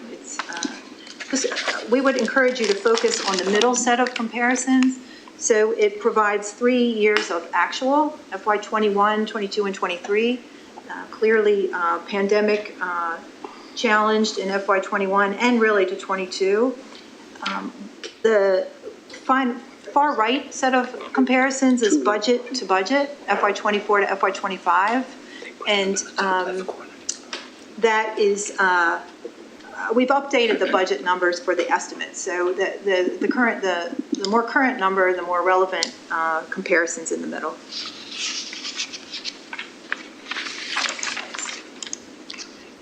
So I wanted to include this. This is the pie charts that Lynn referenced. And to your question, in part, Alan, that this breaks down the annual charge between the residential in this violet color here and the commercial annual charge. So residential annual charge in this, the projections so far, is a little under $31 million, $30,794,000. Community programs and services income is $32,662,000. So it's already surpassed the residential annual charge contribution to the organization. But we get also annual charge from businesses. So. Right, and that's over on the right. Yeah, 18 million. Okay, community programs and services. I think most of us are well versed on what they are. Again, in the package, page 3.2 starts that presentation. The one thing I wanted to point out, and again, I'd leave it to you to look at at your leisure when you can actually read the numbers, is that we're projecting, God bless you, 10% growth through Dan's leadership of that organization in the income, and an 8% increase in the operating expenses. So percentage growth basis, the income is still ahead of the expenses. And that's looking at the total operating expenses, including depreciation. So just one benchmark. Yes, so a good question on that. So these assumptions are based on a 3% growth in memberships. Yes. So I imagine the rest of the revenue would come in the form of rate hikes for the membership costs. So the question I have is, what's the average membership rate hike? It's about 3%. 3%? That's typically what we do. There are some that are higher, particularly around residents are 3%. There's some non-resident rates that are higher, that are going up more. So I'm just trying to figure out how, if we're raising rates by 3% and we're raising memberships by 3%, how do we achieve 13% and 20% growth? Because if you remember from our last conversation, a $1 change in our membership is over $200,000 a year. And so given the size of some of our memberships, particularly the non-resident memberships, that's a substantial increase for some memberships. And then also we're seeing expected growth on the other lines of the organization's activities like fees, again, play related to golf and tennis and ice skating. So I'm going to just keep going in the interest of time so you have time to discuss. So community operations, we're also familiar with the functions and the support and the great things that they're doing. on page 4.2, so tab 4 in the book, either online or virtual, or a hard copy, gives you the summary of that department's projected activity. And again, the most relevant comparison is the FY25 budget to the FY24 estimate. So capital, again, this is our first, this is reflects the work that the community operations team does in conjunction with community programs and services, facilities management, and their leadership. It reflects a number of different assessments and plans, and those are documented, noted in the introduction and overview.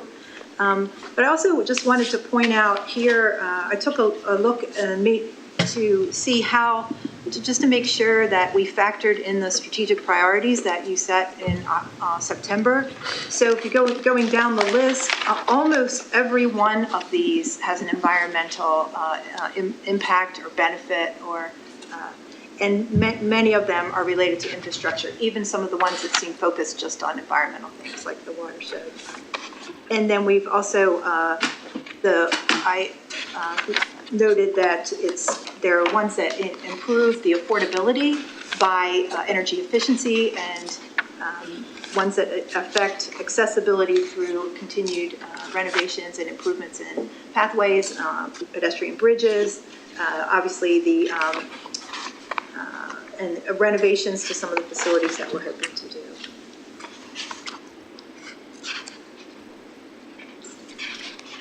And then what we wanted to, so this is just a summary. In the materials, there's detail for each project, and there's some specifics about what would actually be done in that investment. So just a high-level perspective on this, $13 million, it's adequate for normal maintenance for most. It fully funds most asset replacement cycles. It does not fully fund the team's desired replacement cycle for pathways or for vehicles.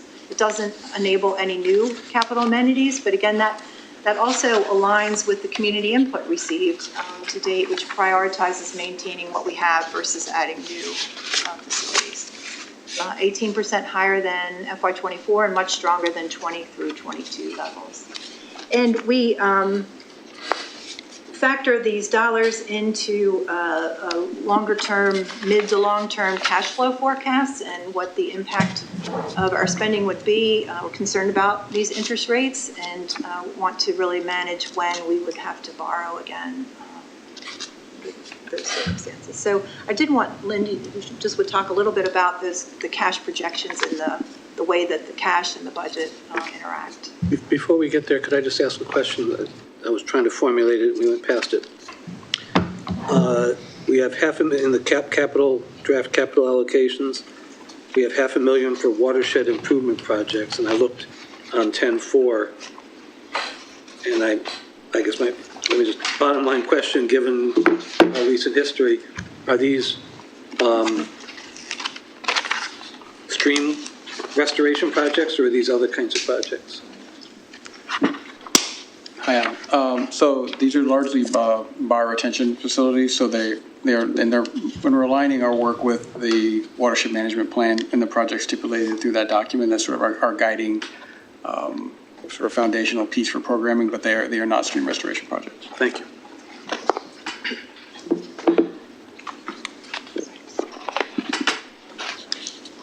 I just wanted to sort of stress the importance of the cash forecasting as each annual budget is approved. It's important to look out 2 or 3 years, even 4 years. We not only have to do that for our financing, for our lender, but for ourselves internally, obviously, because we have limits on our line of credit that we can borrow when the time does to have to use it and borrow from it. And then ultimately, as you borrow on your line of credit, typically what we've done in the past, and has worked well for CA, is we'll then pay off the line of credit by taking on a new term loan. And you try to do all of that at the most favorable times in terms of the economic trends, the interest rate trends, and things like that. So one of the reasons that we're proposing, a capital budget in the range of this 13 million is, and as we look at the next couple of years, what we'll be spending is to make sure that it's all within the constraints of our line of credit and the borrowing rates that we will have to pay on that line of credit as we reach, those points. I had talked a little bit before, I don't remember exactly when it was, but about how our lowest point in the year for our cash balance is just weeks before the annual charge revenue is billed and begins to be collected. And that annual charge revenue we rely on to distribute, as you saw on the chart.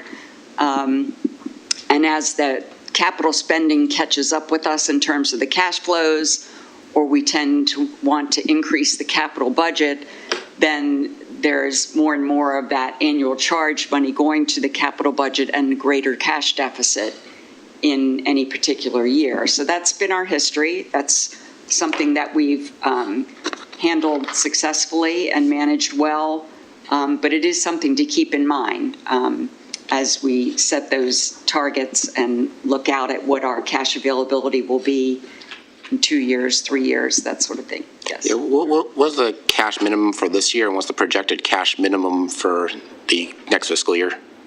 I'm sorry? So you talked about the cash, the point where we have the least amount of cash is literally the day before the annual charge hits. Right. So the question I have is, what is, for this past year, what was the minimum value?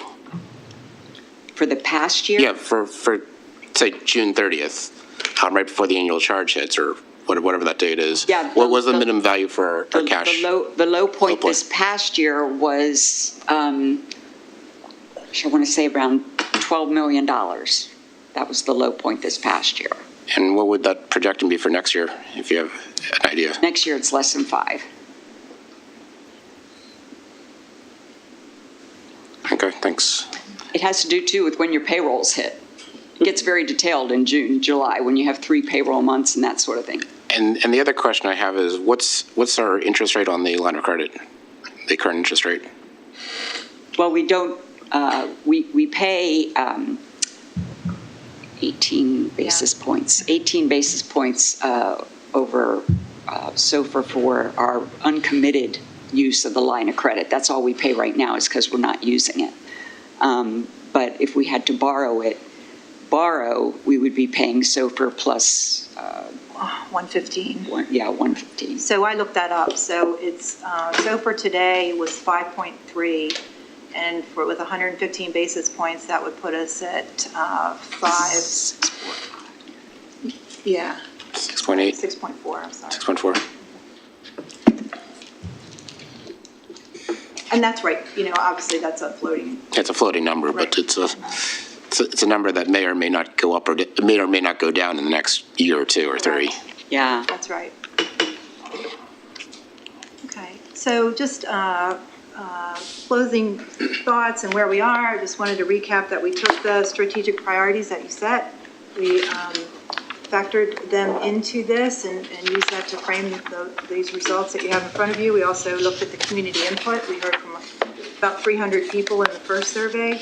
So you have before you those preliminary outcomes or the kind of pre-budget work and the outcomes that would occur with those assumptions. There's a new survey on this information that was up this weekend. You saw Lauren do a great job in trying to encourage people to engage in that through video this time.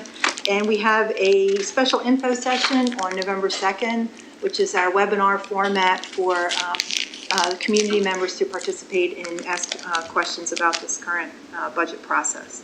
Then you'll have 2 more opportunities. You'll have your November and December meetings to discuss and refine this information. We'll ask you in December to vote on that capital allocation and some of the draft operating priorities. And And then we'll huddle ourselves internally over the holidays and develop a draft budget to present to you and the community in mid-January for your ultimate deliberation and voting at the end of February. So just that's what we wanted to share with you tonight. Thank you, Susan. Thank you, Lou. Before I open up for the board discussion, I just want to say thank you to the staff for giving us a lot of information, and it's well ranged, and I really like the new information you put in, the graphs, the assumptions. It just reads a little easier, more understandable, at least to me. So thank you very much for that. Okay, questions. Eric, well, this is not discussion. Really, this is more of a discussion point. So I'm looking at the increase in operating expenses for this year. So we're looking at an 8%. So which page are you looking at? I'm looking at page 2-1. 2-1. 2-1. So I'm looking at, so we're looking at an 8% increase in operating expenses, which seems high. But granted, we have certainly inflationary, we're in an inflationary environment. My point is that same inflationary environment our villages are also in, and they're just seeing a 4% increase. In fact, if we compare their annual charge grant to 2022, there's almost no increase. Whereas if you look at our operating expenses, there's a significant increase from FY25 to FY22. So the question I have is, are our villages getting squeezed? I mean, are villages with the current economic environment, and they're seeing a very small 4% increase this year, almost no increase going back to FY22. Are our villages running into some financial issues because of that? So can I just make a clarifying point here? So the FY23 number of $3,062,000 reflects a significant amount of excess cash that was returned to CA in FY23. So it's a little bit, it's not the gross number. So the villages actually, had significant excess cash last year. And I think Jackie will be presenting in November, I believe, right? That will show a robust presentation of the village's financial picture. Yes, Susan, just remind the board that in November, we will get a presentation on the fourth quarter financial reports from all 10 of the villages. You can see the comparison, what they spent, and the amount of funds and things like that. So that's coming in November. Bill. And just to say, it's the village associations and the Columbia Association are all in Columbia, but the expense profile of the Columbia Association with the pools, the athletic clubs, the golf clubs, and all the other things going on is much different than what the expenses that are seen by the individual community associations. That they're certainly going to be facing economic pressure like we are, but it's a different expense profile, so it may make sense that they may be different expense increases. Alan. And I would just say that for me, the relevant number to look at is the 3% increase that we're expecting in annual charge, which is really, in my head, where the village's money comes from. And so if the village's money is going up 4%, we're actually having them do better than we're doing based on our annual charge. Okay, anybody else? I mean, I know we can't. Anyone else? All right, Eric. No. I like budgets. What do you want? So actually, I wanted to key off of Alan's point. So yeah, the annual charge is going up 3%, but at the same time, and our total income is going up 6%. But at the same time, our operating expenses are outpacing that at 8%. Right. So I see that as a significant concern when our operating expenses, as a percentage, are outpacing our income increases. That's a different matter. Bill. I've been going through the online copy, and thank you for the hard copy here, and I'm trying to find where in the lines here in our book do we reflect the desire to not restart the grant program, but continue the grant program similar to what it was pre-COVID. Where does that show up in our discussion here? So what we returned to at this point was the Spirit of Columbia scholarships, but Okay, so just the 10,000, that's the only part there that's in the president's office? Here at this point. Okay, all right. So I think that's an open discussion for the board then, as far as the larger community foundation grants that we used to participate in, and that discussion. So, Right. The projection here from, staff is a $10,000 grant. right, let me be less polite and say I think we really need to talk about like $100,000 to the Community Foundation, and we need to talk about that, so, as a board. Reg. So I'm glad you brought that up, because I am, I think I've mentioned it before, but I am going to push for a grant for the Veterans Monument that's going up in the lakefront area. And so I'm hoping that you all will support me on that.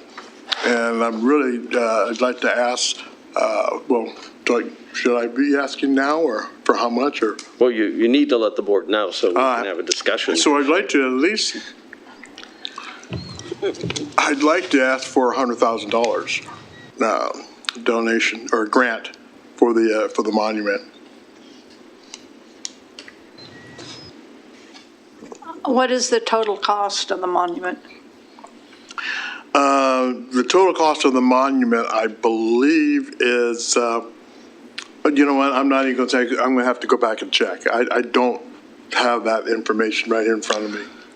But I know that they are looking for support, and I want to, see if we can support them. And so Bill wanted us to discuss a $100K grant for That's a Community good Foundation. starting number, yeah. All right, I'm just reading just a second.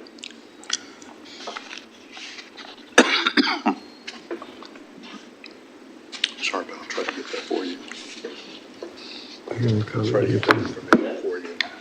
So when we talk about grants, I kind of see them so there's the grant for the asset at the lakefront, which I support, and I support grants for, the community. But keep in mind that as an organization, CA provides grants in many different ways already that are behind the scenes. So for instance, the Point program last year provided 800 family memberships to farm qualified families.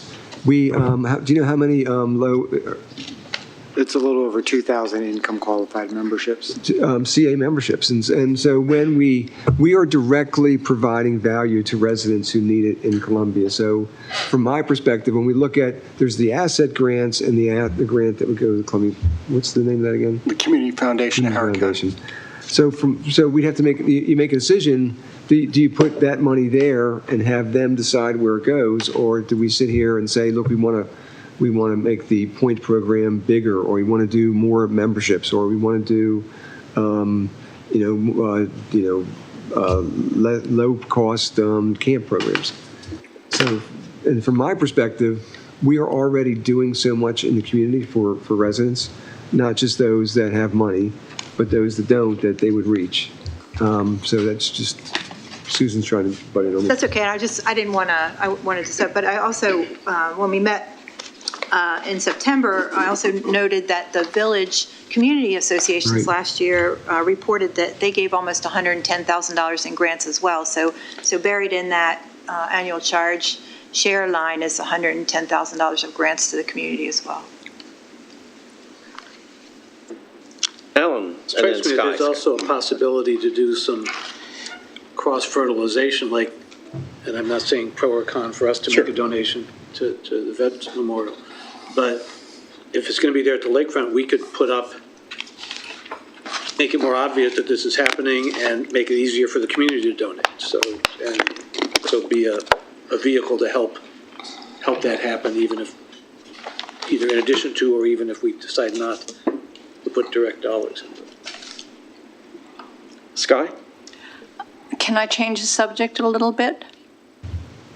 Sure. I mean, I've spent a couple of evenings on this, and I know that 5 of the board members are new this year. And I was thinking, would it be possible to do a budget that covers 2 years so that we wouldn't have to spend so much time each year? I heard that a CA used to do a 2-year budget, so I'm just throwing that out.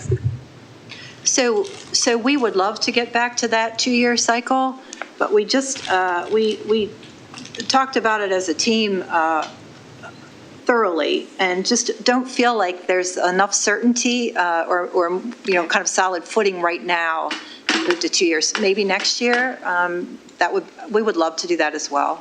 Is it So you because of kind of automatically consider it every year? Yes. Okay, good. Yes. Is that because of COVID? In part because of COVID, and now with the economic condition has changed so much that it's just, I don't know, see what interest rates do, see what the Fed says in November, and let's just see. I think there's just more to learn before we could really do a good job with the 2-year budget. Okay, let me ask if Karen or Chris have any questions or discussions. Karen? Hey, Andy, I do not have any questions at this time. Okay, thanks, because I can't always see your hands.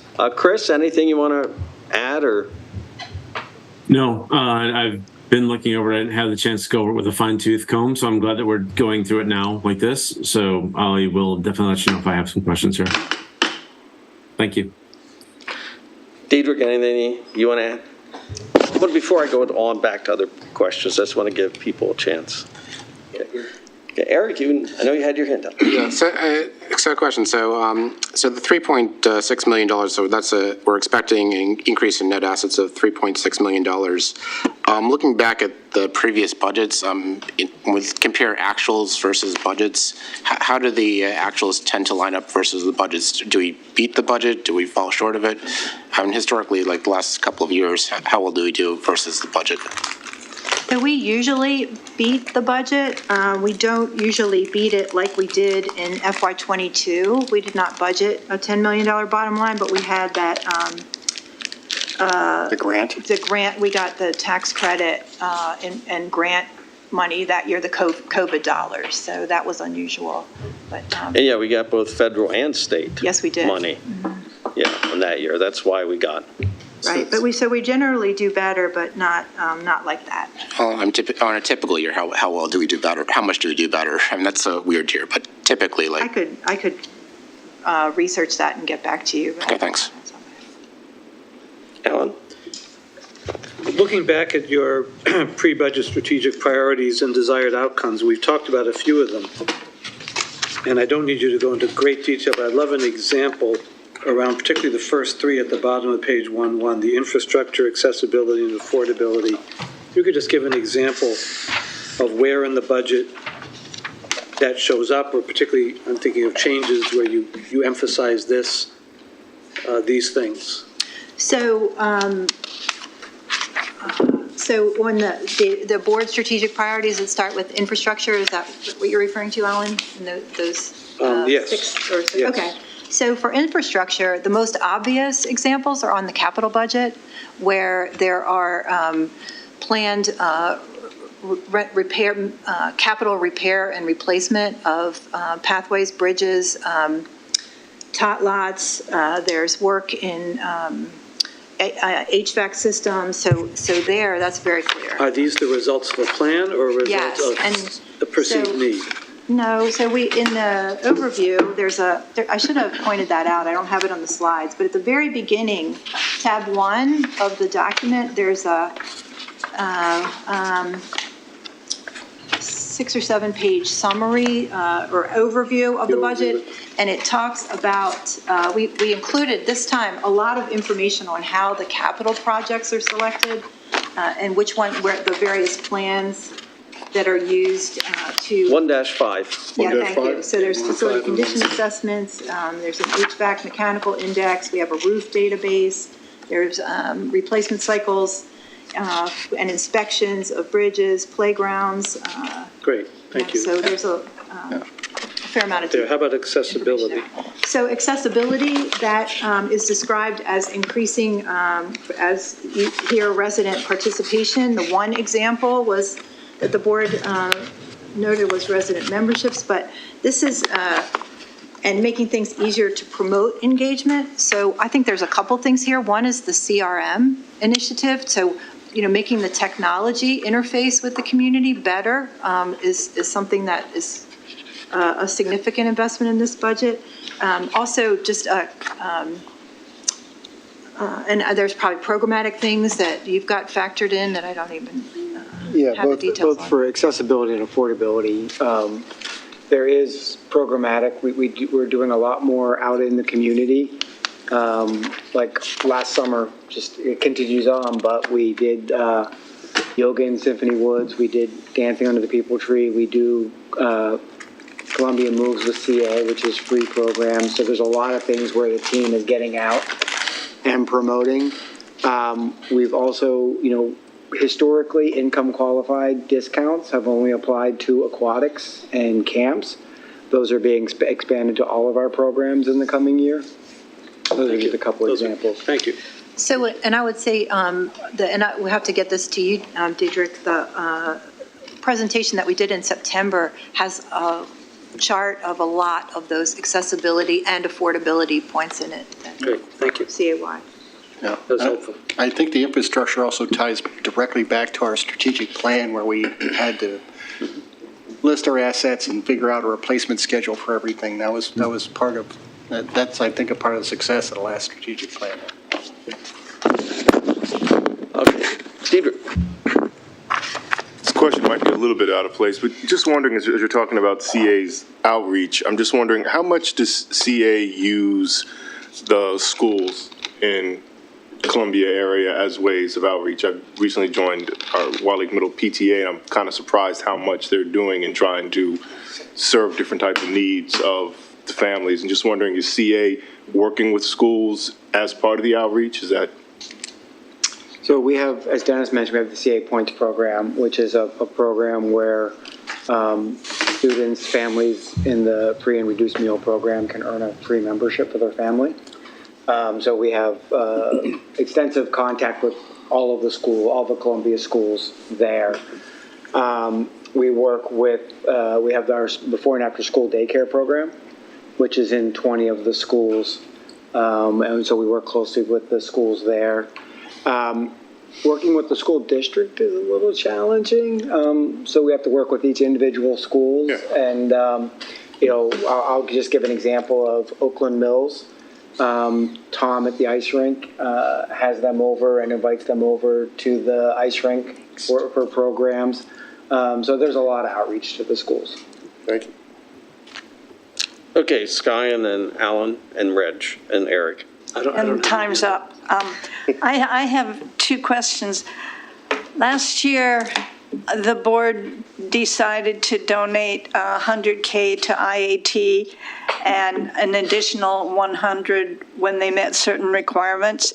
Is that 100 set aside so it's safe from being spent?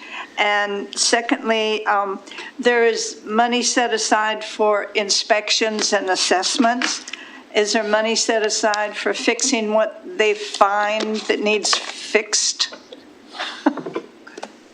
So I'll answer the second one first. So the facility assessments and inspections lay out a list of the needs, repair or replacement needs, and those get prioritized and spread out over a timeline of acceptable reinvestment. So there's some significant dollars for repairs and maintenance. For ongoing operational needs, it's about $5.3 million, and then a lot of the capital investment reflects that. So I don't think I know that we're not meeting for example, the pathway, the desired pathway replacement cycle is 25 years. This funding reflects a 30-year replacement cycle.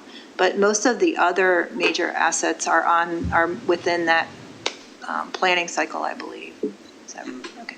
And then the other question, so we have the $200,000 to Inner Arbor Trust that was budgeted for FY24, the current year. We show that as an anticipated expense in the current fiscal year for our estimates. So we're still projecting that. Now, we have not accrued for it, I don't believe, because they haven't met the criteria for getting it. So, and that's an operating item. So if they don't meet that objective this fiscal year, it would have to be refunded for next fiscal year if that's what you want to do. But at this point, so they have not met the conditions for either of those $100,000 tranches.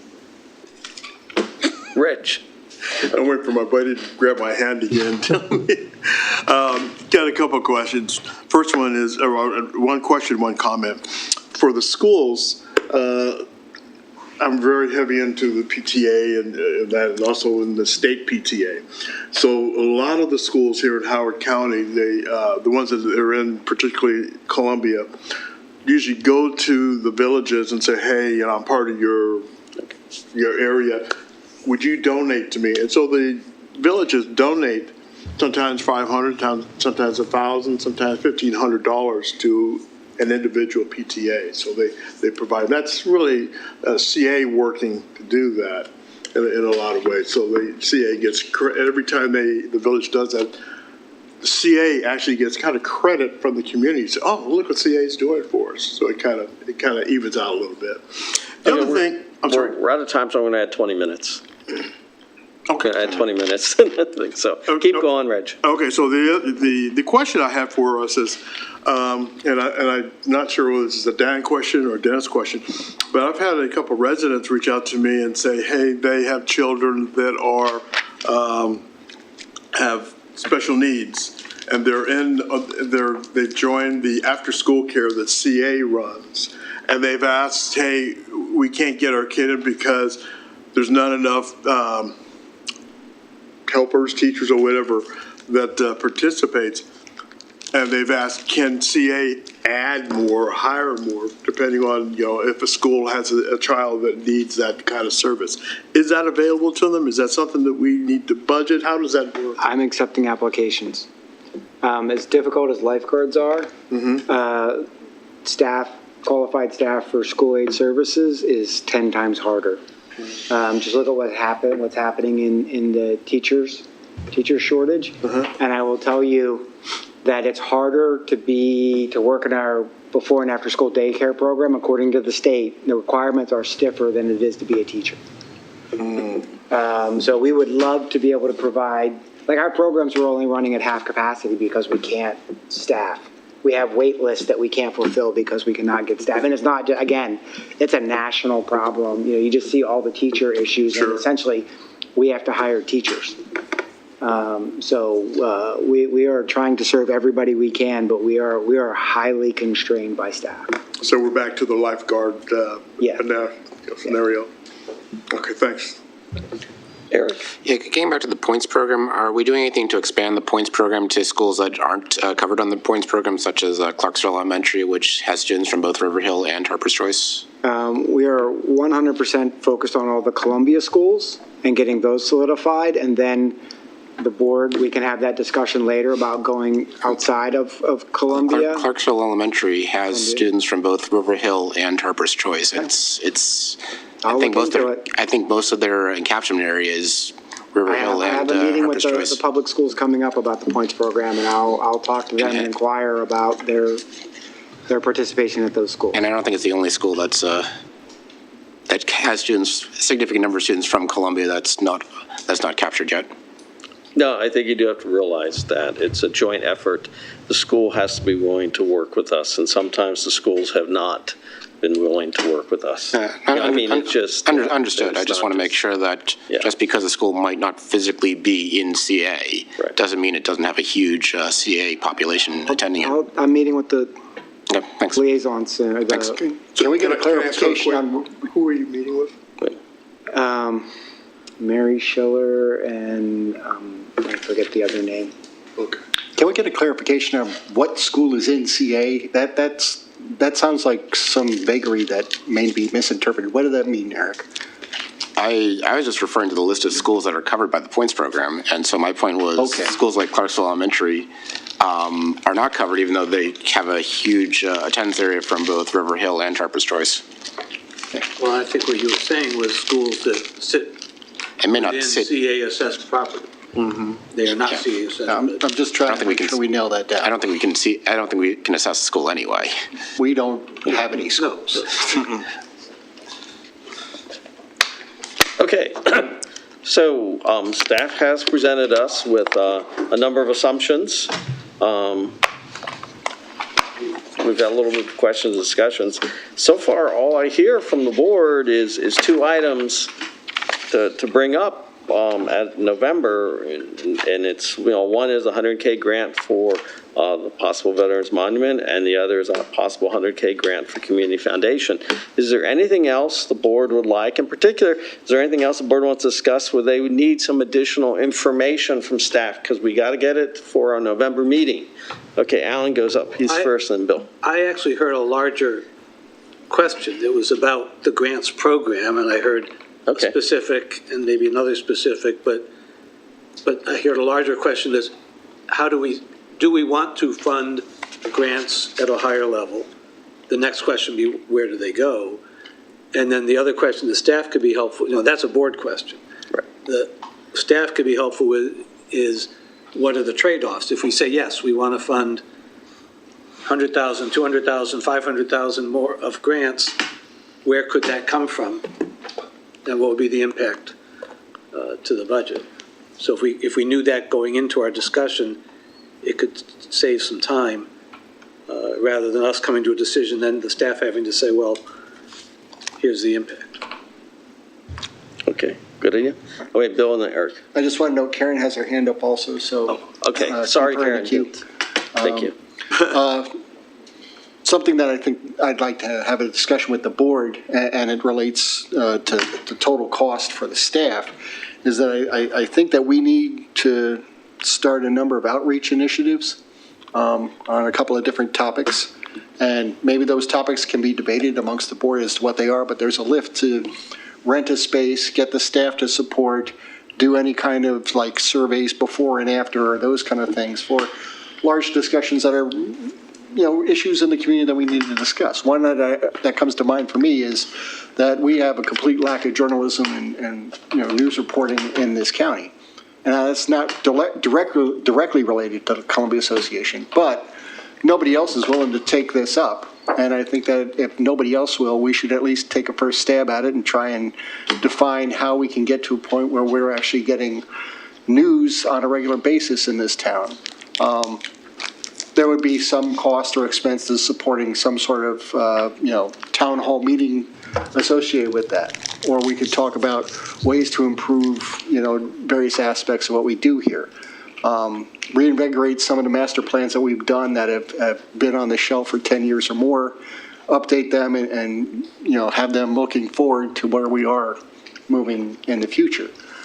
So I think we need to take a look at possibly, we can discuss as a board what those topics could be, but possibly doing 2 or 3 town hall meetings in the next 15 months to help engage the public and issues of the day. And I don't have I said, I would really like to do the journalism one. I don't know what the rest of the board would think.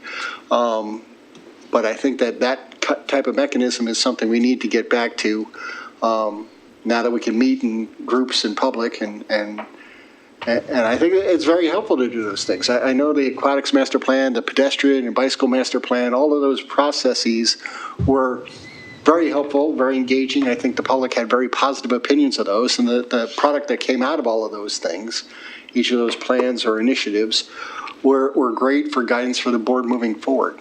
So I think we need to take a look at maybe this is not $1 million pool or whatever, but it's something that's a cost. We should look to budget for it. So I'd like to entertain the rest of the board to discuss that for a few minutes as to what do you think. Starting with Karen. Who raised your hand? Bill already knows this. I agree that we live in a news desert. I'm not sure, though, that CA is the right place to start looking at a feasibility study as to what it takes to get a newspaper up and running in Columbia or in the county. There are several people I know. Is it Ricardo Whitaker? He meets at the Columbia Cafe on Saturdays at 9, and he's trying to get a newspaper up and running. And I have personally spoken to a couple other people who are trying to start newspapers, and I've actually, full disclosure, told them I would definitely invest in them. So I think there are some initiatives going on. I'm not sure that Columbia Association, although I think we should support we should support a newspaper. I think that would be a good idea.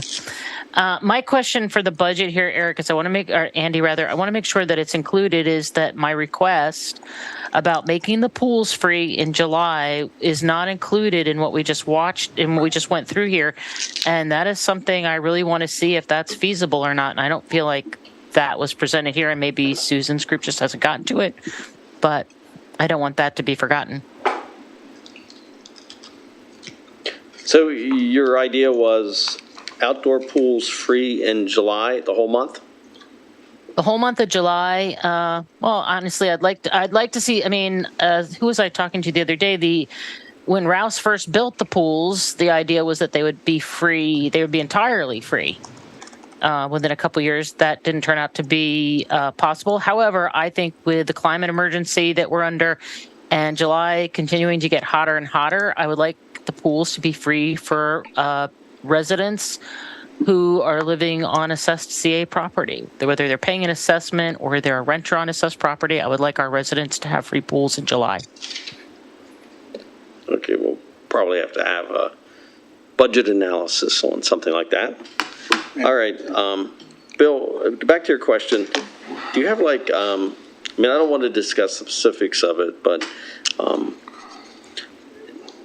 do you have something in mind to set aside in the budget for, Yes, the budget item would be, what would it cost to get the space to actually hold a meeting, do pre and post surveys, staff support for it. If we need to bring in experts to have discussions, what kind of line item would it be to get an expert to come in to weigh in on anything? It may be nothing, it may be something. Those kind of items associated with doing a town hall lift, or at least 3 of them, I would think. How about? That's what we're talking about budget-wise. All right, then we could probably ask staff if they could do some research into the cost of a town hall meeting. And quickly, while I got the talking stick, Karen was saying for residents only to be free, and we can't do that. That's a violation of 501. No, it's not. No, it's not. We already offer discounts. We already offer discounts to our residents for all of our services, so that is not a violation. Let's not debate it right here at the moment. Wait, Bill and Karen. Eric and Reg, and then Alan and Sky. Yeah, I would like to see, obviously I don't see the proposed membership rates in front of us, it's on the packet, but I would like to see a greater separation between or a greater discount for what the residents get versus non-residents. So I would like to see some analysis on, say, either holding the resident rates, freezing the resident rates, so not increasing them, or even possibly reducing those if possible.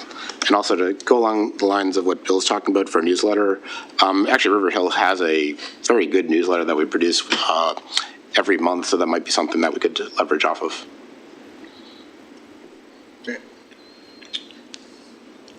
Okay, next is Reg, and then Alan and Sky, and then you.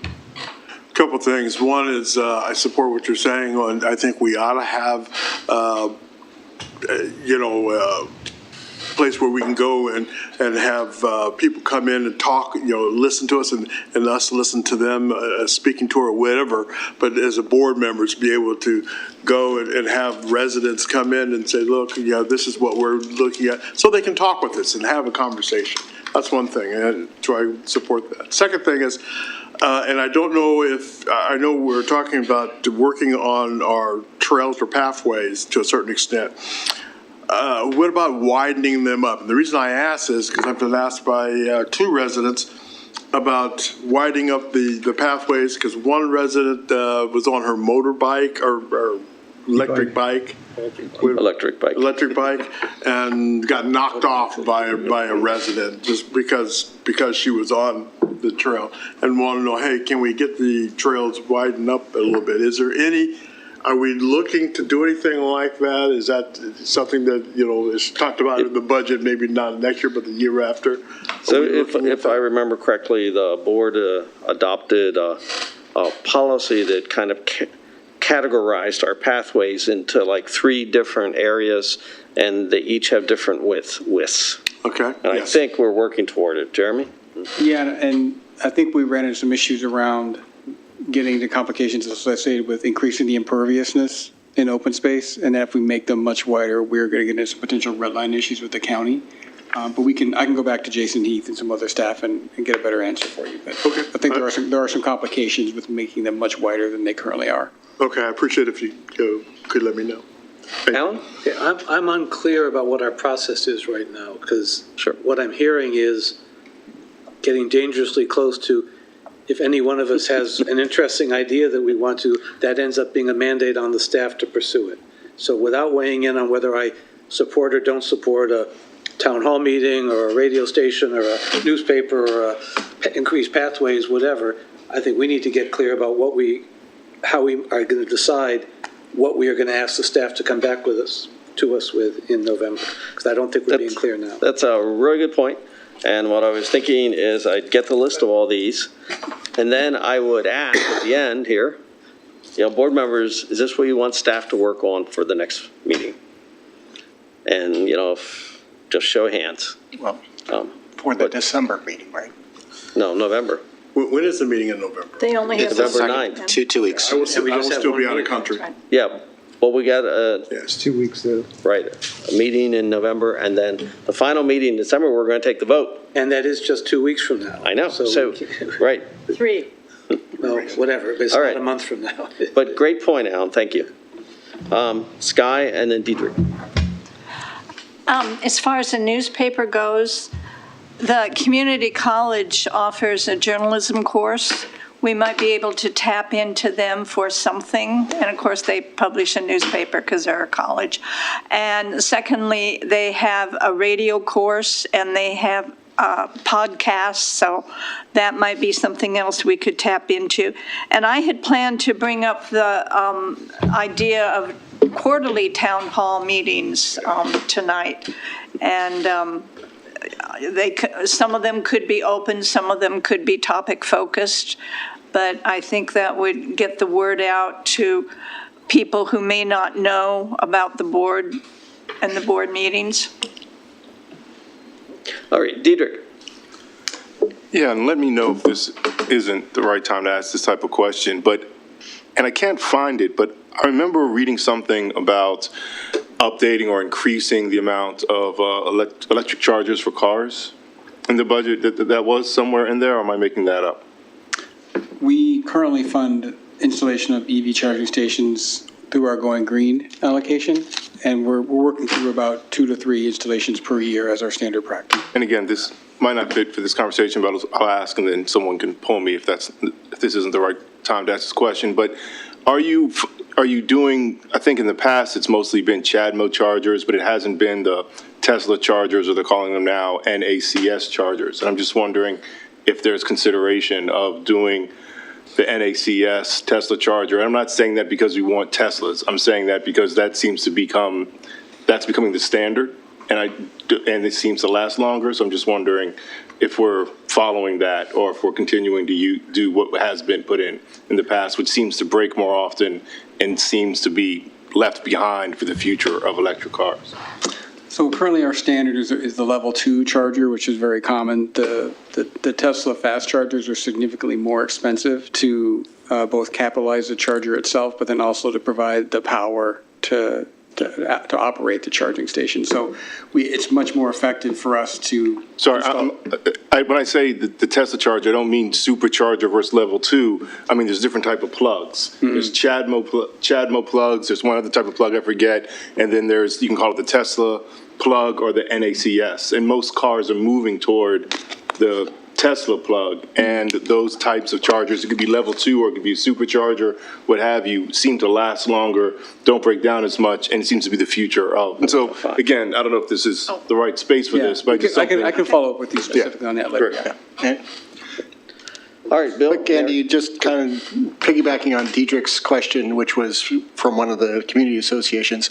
Are there any budget requests that any of the community associations submitted that we should be asking staff to consider in the budget process? Those are all in our packet there. It's in the packet. So are all of those going to be part of the discussion, or do we need to enunciate those? You would have to enunciate them because some of them are big capital projects. I just wanted to put that out there. Yeah, staff included what they received, but some of them aren't in. I mean, one example that's in is the elevator.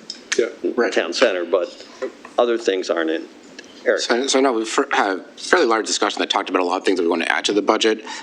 So my question is, are we able to offset some of this by reducing expenses elsewhere? So I would like to see analysis of where we could possibly reduce expenses to help fund some of these ideas that are coming up, and or possibly even, if we were able to find enough money, even lower the annual charge for people. So I'd like to see that analysis on can we lower expenses to fund some of these ideas. All right. Karen. Yeah, I want to make sure that I understand. So the villages submitted information. Maybe I'm repeating Bill's questions here, but I was confused by that. The villages submitted specific requests for what they wanted in their budgets, and you're saying if I don't bring it up now, it's not going to be considered, Andy? If you look at section 12 in the packet, that is the list of community association requests that we have, right? Susan, that's what we got. Yeah, 3 villages. 12, okay, so what you received from the village, it sounded to me like you were saying it's in the packet, but if we don't, like what Bill said, if we don't enunciate it, it's not going to be included. And I want to make sure that everything that Oakland Mills asked for is being included in the discussions, that's being considered, that it's not being left out. Oakland Mills is in here. It's here, but Nobody said, I want to fund what the Oakland Mills people say. Yeah, right. So Karen just said that. Right. I mean, some of them are, I mean, you know, like the EV charging stations they have in, well, yeah, we are going to do EV charging stations. The second sheet of ice. Yeah, the second sheet of ice is not in the budget. That's anything that's a really large amount of money requested, I believe did not get in the budget, Susan? It depends. Yeah. So obviously the Art Center, Stonehouse renovation's in there. Right, that's in there. Yeah. The Oakland elevator. Right. And then where there were general requests for,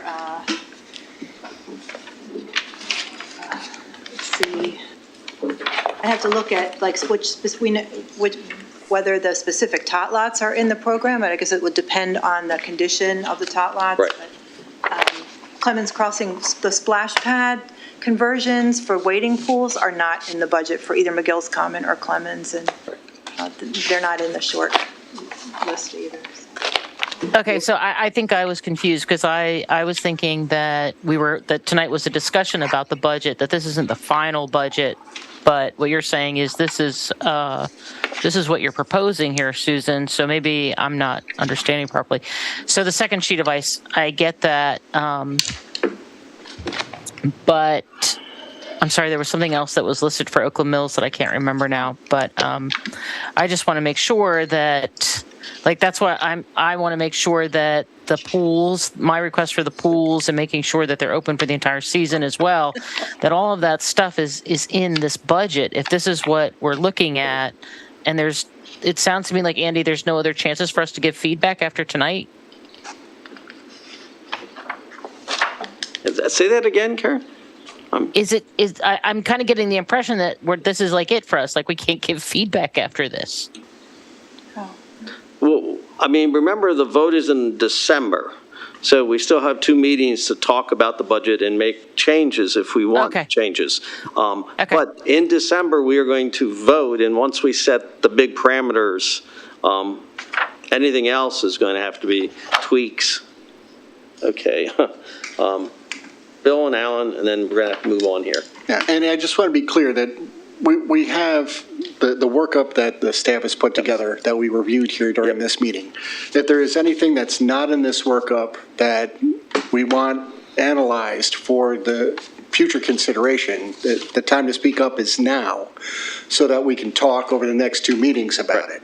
So that's the intent here, is that if you wanted like a path in Thunder Hill built, you got to say today, I want a path in Thunder Hill built, so that we can put that assumption into the budget. We can say this is the effect of the cost to do that. Do we want to do that? And then as a board in December, we'll all figure out which ones we want to do and don't do. Correct? Correct. Okay. Alan? Yeah. And though that still begs the question of what are we asking staff to do between now and the 9th? Right. But just as an example, I'm not from Hickory Ridge, but if I was a member of the Hickory Ridge Board and I wanted to know if their last bullet, installing a security camera on the exterior of the Hawthorne Center, was in the budget, would I be able to, where, and I wasn't an expert, where would I go, how would I know? So that's a small project that would be handled in the Category 3 capital allocations and in either this year possibly or next year. But my question is, if I'm on that board, how would I know whether this request was responded to, included in the budget, or not? We can respond to them and let them know when the budget's, finalized and ready to go. Well, I guess I'm thinking we're at the discussion phase, so I think it would be helpful, and I don't know how big a lift it would be. I mean, I'm looking through these documents, but to go through some of these bullet points and just respond to these folks and say, this is, this isn't, and so then they can muster some more discussion. They can lean on us to say, wait a minute, hey, it looks like you're not going to include this security camera. We'd like you to. Here's why. The time for the discussion would be now rather than. So we could get that done by your December meeting. Okay. That'd be helpful. Thank you. All right, let's move on. What I have here is some particular items the board would like to discuss and would require staff research and input. So I go for the first one. A grant program, reestablishing the grant program, and adding funds, at least in the neighborhood of, let's say, $200K for the grant program. Does the board want staff to pursue that? Yes. What I'm going to say is we'll just do a show of hands. And Chris, you're the only one I really can't see. So I have a question about the grant program because we said previously that we were going to, that Columbia Association does not do grants, correct? We grant the money to the Howard County Foundation, and then they are the ones who distribute that grant money, and we don't really have a say in how the grants are done. Is that still where we are? I believe so. That we give money to the foundation, and the foundation then distributes it to Columbia organizations. Yeah, Correct? generally we establish parameters that it's nonprofits that do work in Columbia. It's not just a set series of money that's sent in without restriction. Well, that's our smaller grants, but we also have done large grants that we have allocated from us. So that was answering the community foundation discussion question. So, all right. So let me do a hands. We'd like staff, who would like staff to do more research into what could be the trade-offs to allow a larger grant program in the neighborhood of $200,000, right? Okay, 1, 2, 3, 4. Chris, you any? No. I'm thinking. I'm gonna say yes. I'll raise my hand. What did Chris? I think he said yes. Yes. All right, 1, 2, 3, 4, 5. I'm All right. Janet Laughlin. So that's one thing we want staff to look at.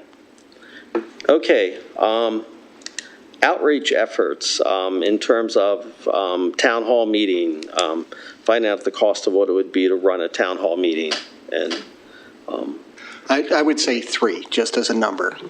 I was going to say, just give us one town hall meeting, then we can multiply. The board can say, I want 3 of those, or 2 of those, or something, But at least to get the cost of a town hall meeting, then you. Understood, thank you.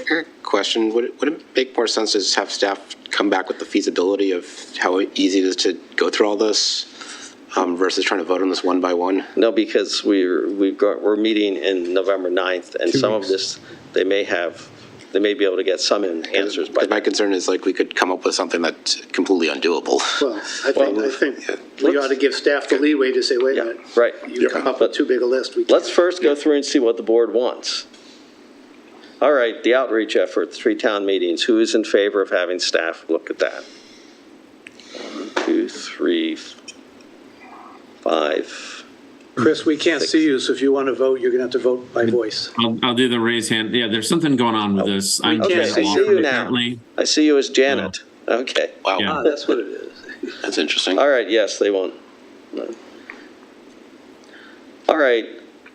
Holding rates steady for residents, what would the budget impact be? Who is interested from the board for having staff do that? What was that again? Voting? Holding residential membership rates steady. Oh, Okay, holding. membership Next year. rates, that's what I wanted to know. You got Okay. Karen's hand raised. We have And Eric. 3. All right, so the answer is no. What about Chris?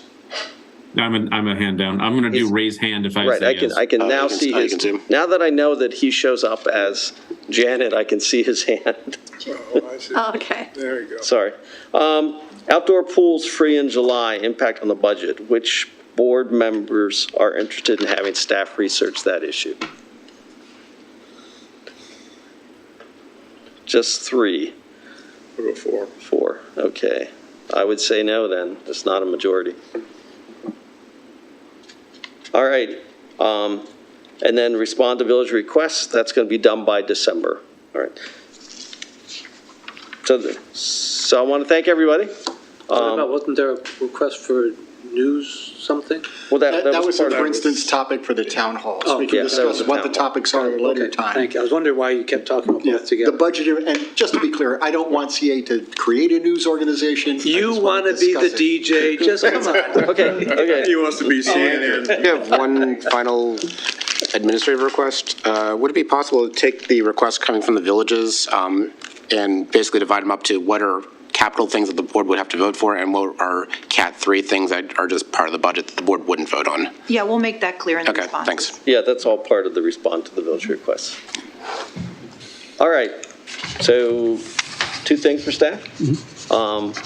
And we will continue our discussion in November with the vote in December. So thank you very much. We'll now move on to improving board operations, board policies. I would call to your attention that Judge Kuchno prepared a memo and proposed a way forward on this topic. And so, quick discussion by board on this, on the memo and the process. Alan, Eric? I read the memo, and I guess I'm not clear on what the process is that you're proposing. It sounds like, let's just keep doing what we've been doing. So I'm not clear what we've been doing. When you talk about, we got these 2, there was a policy work group already set up. So I'm not clear what the, Oh, yeah, what I said was that there was a separate staff group, which I wasn't aware of, that started before I did, that had begun this process with the staff policies. What I propose to do is piggyback on them, and we put things, because there's certain commonality, and take the benefit of their labor and roll the board policies into that. And at the same time, because that is going to be, and we had a meeting today with that group, that's a very long and involved, several months, maybe years. Depending on how long or what kind of labor we had. But in the interim, what we could do and what I proposed is let's look individually at the policies. First, we have to gather them all, which is an effort in itself. I can tell you, I just learned yesterday there were 2 big binders that I didn't know about, and there are certain things electronically, a few, but mostly they're not. There's a lot of paper from 50 years ago. But what I'd like to do is, so that you could at least make some progress while this other effort is going on, just bring things to you, maybe every month or every meeting, and say, you might want to rule on these or decide what you want to do. You could take a certain philosophy and vote to sunset certain policies after a date. I've been a member of a standards-making organization for many years, and their policy in making standards is every standard has to come up at least every 7 years, unless there's a change in between. So if no one does anything in 7 years, you have to vote whether are we going to continue this or not. If you approve a change to it along the way, then it pushes it back. but it's a way to make sure your policies stay up to date. So, I mean, I was looking, for example, starting at things that are fairly obvious, and maybe you can make some progress. And get rid of some things. And I looked quickly today, for example, from June of 1974, there was a policy of eliminating sex classification as a basis for playing golf, because apparently the women couldn't play on a certain day and the men could. Seriously? Yeah. And I mean, here it is, you know, and this policy, as far as I know, is still in effect, although no one follows it. But there were women-only golf days, and there were men-only golf days, and there was a whole debate about how we're going to do. But that policy is still in effect. There's a smoking policy that still exists, even though we know there's a law now against indoor smoking. But apparently, as far as I know, we still need to have signs outside every CA facility that says no smoking. I haven't seen many signs around here or at the gyms that say no smoking, but that's a policy you still have. There's even policies like that may be modified over the years. For example, there's an affirmative action policy that goes back to the 1978. How does that jive with the current DEI initiatives that we have? As well as current law. Right, and the current law, and is that, are there parts of that still valid and not? So what I would like to do is, while we try to consolidate things and find these policies, is if we could make steady progress by giving you some of these things, and you can decide, it's a great idea. We want this, we don't want this, and that's what we do. It's a great idea on that end, and I guess my other question is, how are we doing currently in terms of tracking, storing, making them easy to access current policies that we come up with? I will say it's difficult because we don't have board policies in a single searchable database. And we'd like to do that. But could we start that process and start seeding it with the policies from here forward? And then that's what we'd like to do. So, I mean, if we could make steady progress, we can eliminate certain things. We don't have to worry about putting those in. Sure. But I'm just saying, if we could start with, so we don't get further behind the eight ball. Right. We could start now with a good system and then add in things as we approve them. That's what we would like to do. And the staff policies are in a little better shape, but there's still an effort with those policies to move forward. Okay, Eric and Rich. So it almost sounds like we need another policy, dare I say this, to basically say that our policies by default sunset after X number of years, which would force it to be either revisited or just dropped. I mean, I think that's certainly something you could consider. I mean, I'm a little reluctant without looking.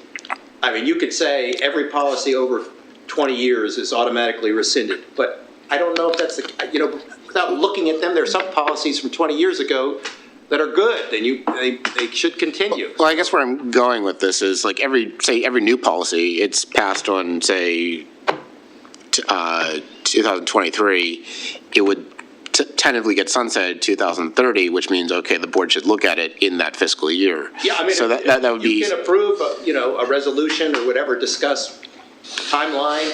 I mean, I think that's part of the effort for what the staff was doing, was to put together some kind of timetable, because there are many, many more staff policies. Some things really you don't need to be concerned about, that are in day-to-day operation. But there are so many policies of all the different departments, and they'd like to put together a life cycle, we call it, right? And I think it's a good idea for you to consider that too, because it would eliminate some of this problem. And that's basically where I was going with this additional policy, is try to create that life cycle. One concern is if we say, okay, everything's sunset after 20 years, well, there might be some important policy that's 25 years old that we would obviously want to know about ahead of time, and probably have to renew that policy and put that in the life cycle. I think it's a great idea. main concern is I would want to see some board representation in reviewing the board policies, just to get a board, No, as far as, as far as in the task force. They're coming back. Rich just said he was going to present them to all of us to determine. I think that would be board representation. We just take a look at Yeah, it. I mean, if you want to choose them, I'm happy to, but what I would do is bring them to you and you do what you want with them. Okay. Reg, and then Sky. Thank you. All right, so at least I can talk from experience from the military, okay? When I come in as a commander to a new unit, automatically they bring out all the memos, all the memorandums, all the regs, everything that I have, as a commander looks at, that I've got to go through them and say, yeah, I want to keep this, no, this goes out the can, and we're going to rewrite this. So I do it automatically, and I'm not saying do it like the military does, but what I am saying is I agree with you, is that we take whatever time you need to get, periodically send them to us and say, hey, take a look at this. Do you want it or not? That's a great idea, and I think that's going to make us more effective as a board. And the last question I have is, are some of our board regs in conflict with the staff memo policies? I mean, is there? I mean, because we need, if it does, we need to kind of correct I don't know if there's a conflict. I mean, there are some staff policies that apply to the board and vice versa. So, for example, the ethics policy that you sign, that applies to staff too. That's a common, we have to follow that. The IT use policy, right? Staff has to follow. So there are some common policies. In reviewing some of the paper, I saw like certain policies that I really would consider staff policy that I saw were approved by the board. I really don't know why, because they're kind of operational. So maybe we bring that and say, you don't need to worry about this. But I haven't, again, we're at the beginning of the process. I haven't seen things that are in conflict, but there are certain policies that are common that, you may want to consider. Okay. All right. Thank you. Sky. In one of my former jobs, I was the policies and procedures person among several other duties. This was at APL for my department. And I can't remember if I looked at them on a rotating basis, so many a month or a quarter, at least once a year. I know my village office has policies and procedures for the staff, not for the board, and I think we need it for the board. I pretty much don't care in what order you make your decisions of what to bring to us, but I really don't like the idea of sunsetting anything. I think before we make that decision of anything over 30, 40, 50 years old is automatically ditched, I think we need to look at that just to see what it is. So again, I don't care how you go about this, but I think all the policies, maybe, and I have no idea how many there are. I'd also like to put you in touch with Brian England, who has expressed some concerns to me about that. He was on the board last year, and I don't care how you go about doing this, but to get started. And two, I think the board needs to establish, either we look at these, all of them on an annual basis, at least one person to update them, or every 2 years or 3 years. I think every 7 years is a little bit long, but. Yeah, I mean, the only thing I would say is there is so much paper here, and look, if in the budget, if you want to authorize another lawyer for me to work on this, I think I can get it done, but. Does it need a lawyer? A paralegal, maybe? It doesn't have to be a lawyer. We're looking at text, and I'm not clear what the law has to do with it. Part of the problem is, some of these things, I look at, some don't have dates. I see a board policy, it doesn't have a date. So I have to try to figure out when it was passed. Some are unclear, so I have to go back and look at the minutes from 1980 and see what exactly was the motion that was approved. So there's I a guess I'm little still- research that goes into this. Yeah, but doesn't sound like law research necessarily. Well, I mean, Dennis wants to. maybe not. I mean, I'll can take I- a temp, you know? I mean, can I suggest- it's people power. We Ian, need Coach. people. Can I suggest we get started and see where it takes us? Yeah. We'll come back in a month or two or, January and tell you, look, we did this. There are 562 policies. Half of them are more than 20 years. We'll, give you the facts, and then we'll have more information to tell you how long it's going to take. So what I'm hearing from the board is basically, we will let our general counsel start the process and bring whatever policies to the board periodically as he determines, right? Okay, very good. So that's what we're going to do. Great. I didn't hear any objections, so that's what we'll do. Okay, then the next item, which was moved from the board votes down to board discussion, is turn responsibility, community engagement focused advisory committees over to appropriate staff division. We did have a discussion last month. We needed, another meeting, and then we can put it on for a vote in November. Okay? Yep. Sounds good. We'll put it Can for we a vote. discuss it? If you would have something you want to say. I just have one comment. I couldn't believe that I was the only board member that was not aware that 8 of the committees had changed from being under the board to being under the staff. And I have heard so many comments in the past couple of weeks from committee members who were not aware of that, from committee chair people who were not aware of that, because they seem to be operating the same as they did last year. So I'm glad, and I hope that when we vote on this next month, that we disseminate the information very clearly to the committees. That's all. All right. Okay, we're on to reports, questions only, the president's reports. Any questions for Dennis? I want to thank Dennis. I really like the format. Once again, it's getting more understandable and easier to read and things like that. And pictures, yes, pictures help. Video. Any questions for Dennis? All right. Board actions. I do have a question. We have asked in the past for a president's report to include challenges, things that aren't working as well. They're in here. If you go to... Because I was looking at headline, I didn't read every word, but I was looking at the headlines, I didn't see them. So I think it's the second last page. Second to last page says challenges. See it here. There they are, below. Right above the trick or under the treat highlights. picture. Okay, thank you. All right. Action item list is...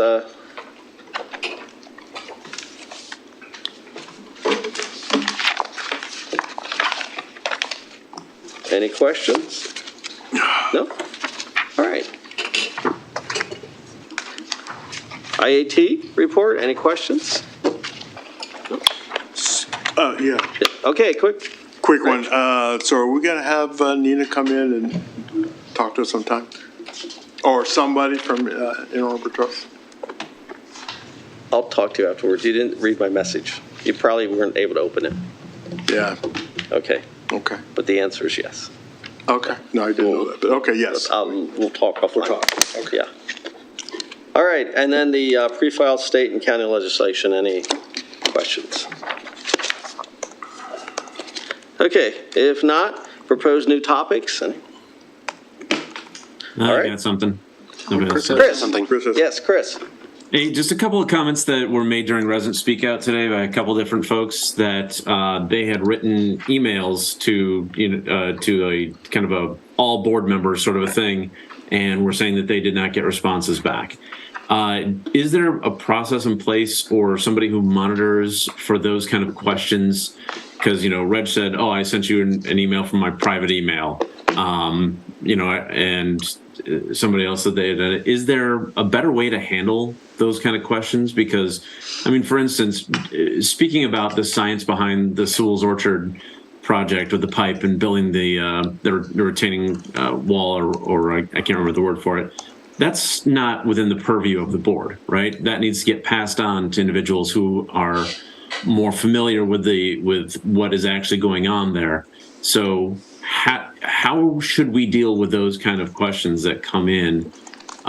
Because I want our residents to feel like we're engaging, but I'm certainly not going to respond to that email with my bucket of no knowledge to say something incorrect. So how should that be handled, and is that something that we need to discuss? Dennis wants to say something. So what I would say is, Chris, when we send information out to the board, we'll make sure it gets to the person who submitted the question to CA.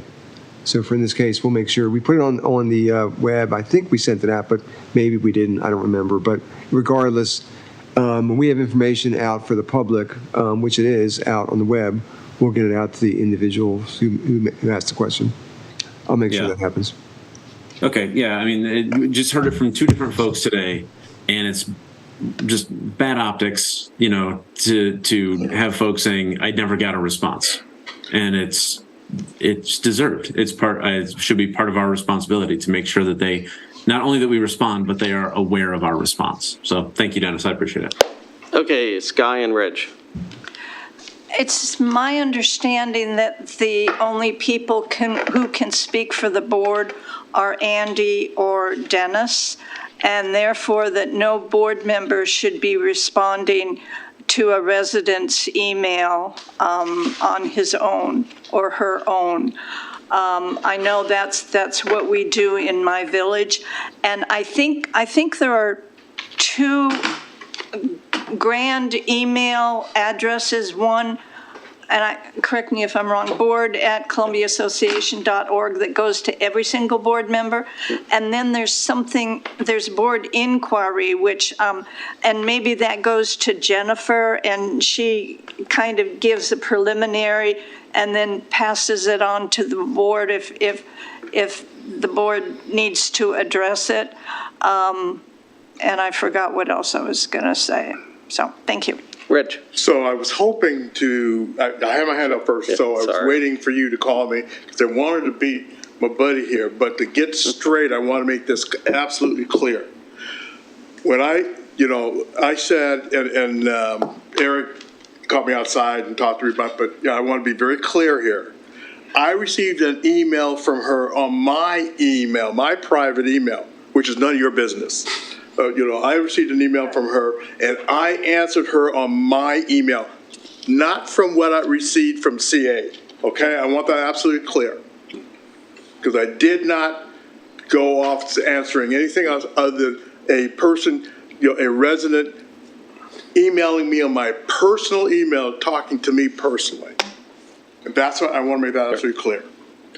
And my understanding is that if an email comes in to the board alias, okay, it is logged. And at least an initial response is sent, and then it may also be sent to the appropriate division for further response.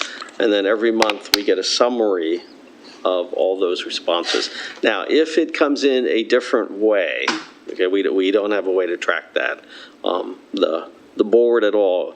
The board inquiry is a email address in which you as a board member can forward to put that into the chain, into the process. They do get an automatic reply, but often that automatic reply is, thanks for your comment, we've made the board aware of it. Yeah. And then it just sort of sits there. Well, right, but that's up to the board. Right, that's why we're talking about it. Right. Yeah, that's us. That may not be the best reply, and we need to pay more attention to this. That's up to us, Al. You're right. I'm quick. And we're Sky and it's my understanding that residents speak out is like a listening post, and our obligation is to listen to the resident. And I think I'd like to recommend that we emphasize that if they have questions or if they want an answer, that an email to board@Columbia Association is the best way to go, rather than to expect a question during the 3 minutes or 5 minutes or 2 minutes of resident speak out when we're not prepared and Chris, did you have your hand up? No, I had left it up there. Sorry, okay. I was just stretching. Thanks. All right, on to chair's remarks. Just a reminder that Eric and I are going to be switching come November. I want to thank you all for the help you've given us for the past 6 months, and hope you will continue to support us for the next 6 months. Thank you for your service, Andy. Thank you. Thank you. Reminder, I did send an email out, the strategic plan kickoff sessions, November 15th with the consultant. The Columbia Art Center is hosting its autumn art exhibit from October 19th to the 22nd, and encourage you to stop by. Trunk or Treat is this Saturday, October 29th, at the Columbia Sports Park, 3 to 6 p.m. It's a very popular event. A virtual 2025 budgets information session will be held November 2nd from 5 to 6:30. So, encourage your residents or anyone else who wishes to follow. The Veterans Day Parade and Celebration will be November 12th. The parade begins at around 9:30 a.m. 9:30. Yeah, it was somewhere, right. Well, the line will really cross the line of departure is 9:30. Yeah, from Meriwether Drive to Lakefront along Little Patuxent Parkway, and it'll be followed by the celebration at the lakefront after the parade.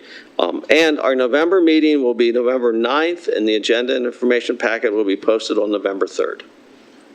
Would you repeat what you said is happening on November 15th about the strategic plan? Kickoff for the strategic plan. I sent that out in an email. I usually right away put those kinds of things in my calendar. It's not in there now, so. Okay, I'll double check. If you could. But I think it was in. It sounds like you did. I just wanted, that's why I wanted to kind of remind everybody, just in case. If you could resend it or something, that'd be helpful, so. I will. Have it, thank you. All right. Bill? I just wanted to welcome any other board members at our next meeting if you want to sit on the north side of the table. I'm impressed you know it's the north side. I checked. I don't know, Bill. The real estate might be much more expensive on that side. That's right. I don't know. I think Diedrich's sitting in my spot, so I might have to sit on your side, Bill. Okay. We are not going to get into that right now. All right. That was all I had. I want to thank everyone for coming out tonight. We're actually finishing before 10, which is amazing. Anybody objecting to our adjourning? Nope. Very good. We're adjourned. Thank you very much. Take care. Thank you. Thanks, everybody. Have a good night. Drive safe. No, I'm going to go. Not going to give everybody a chance. Good place to learn, I guess. Oh, no. Thanks for the explanation. That's good.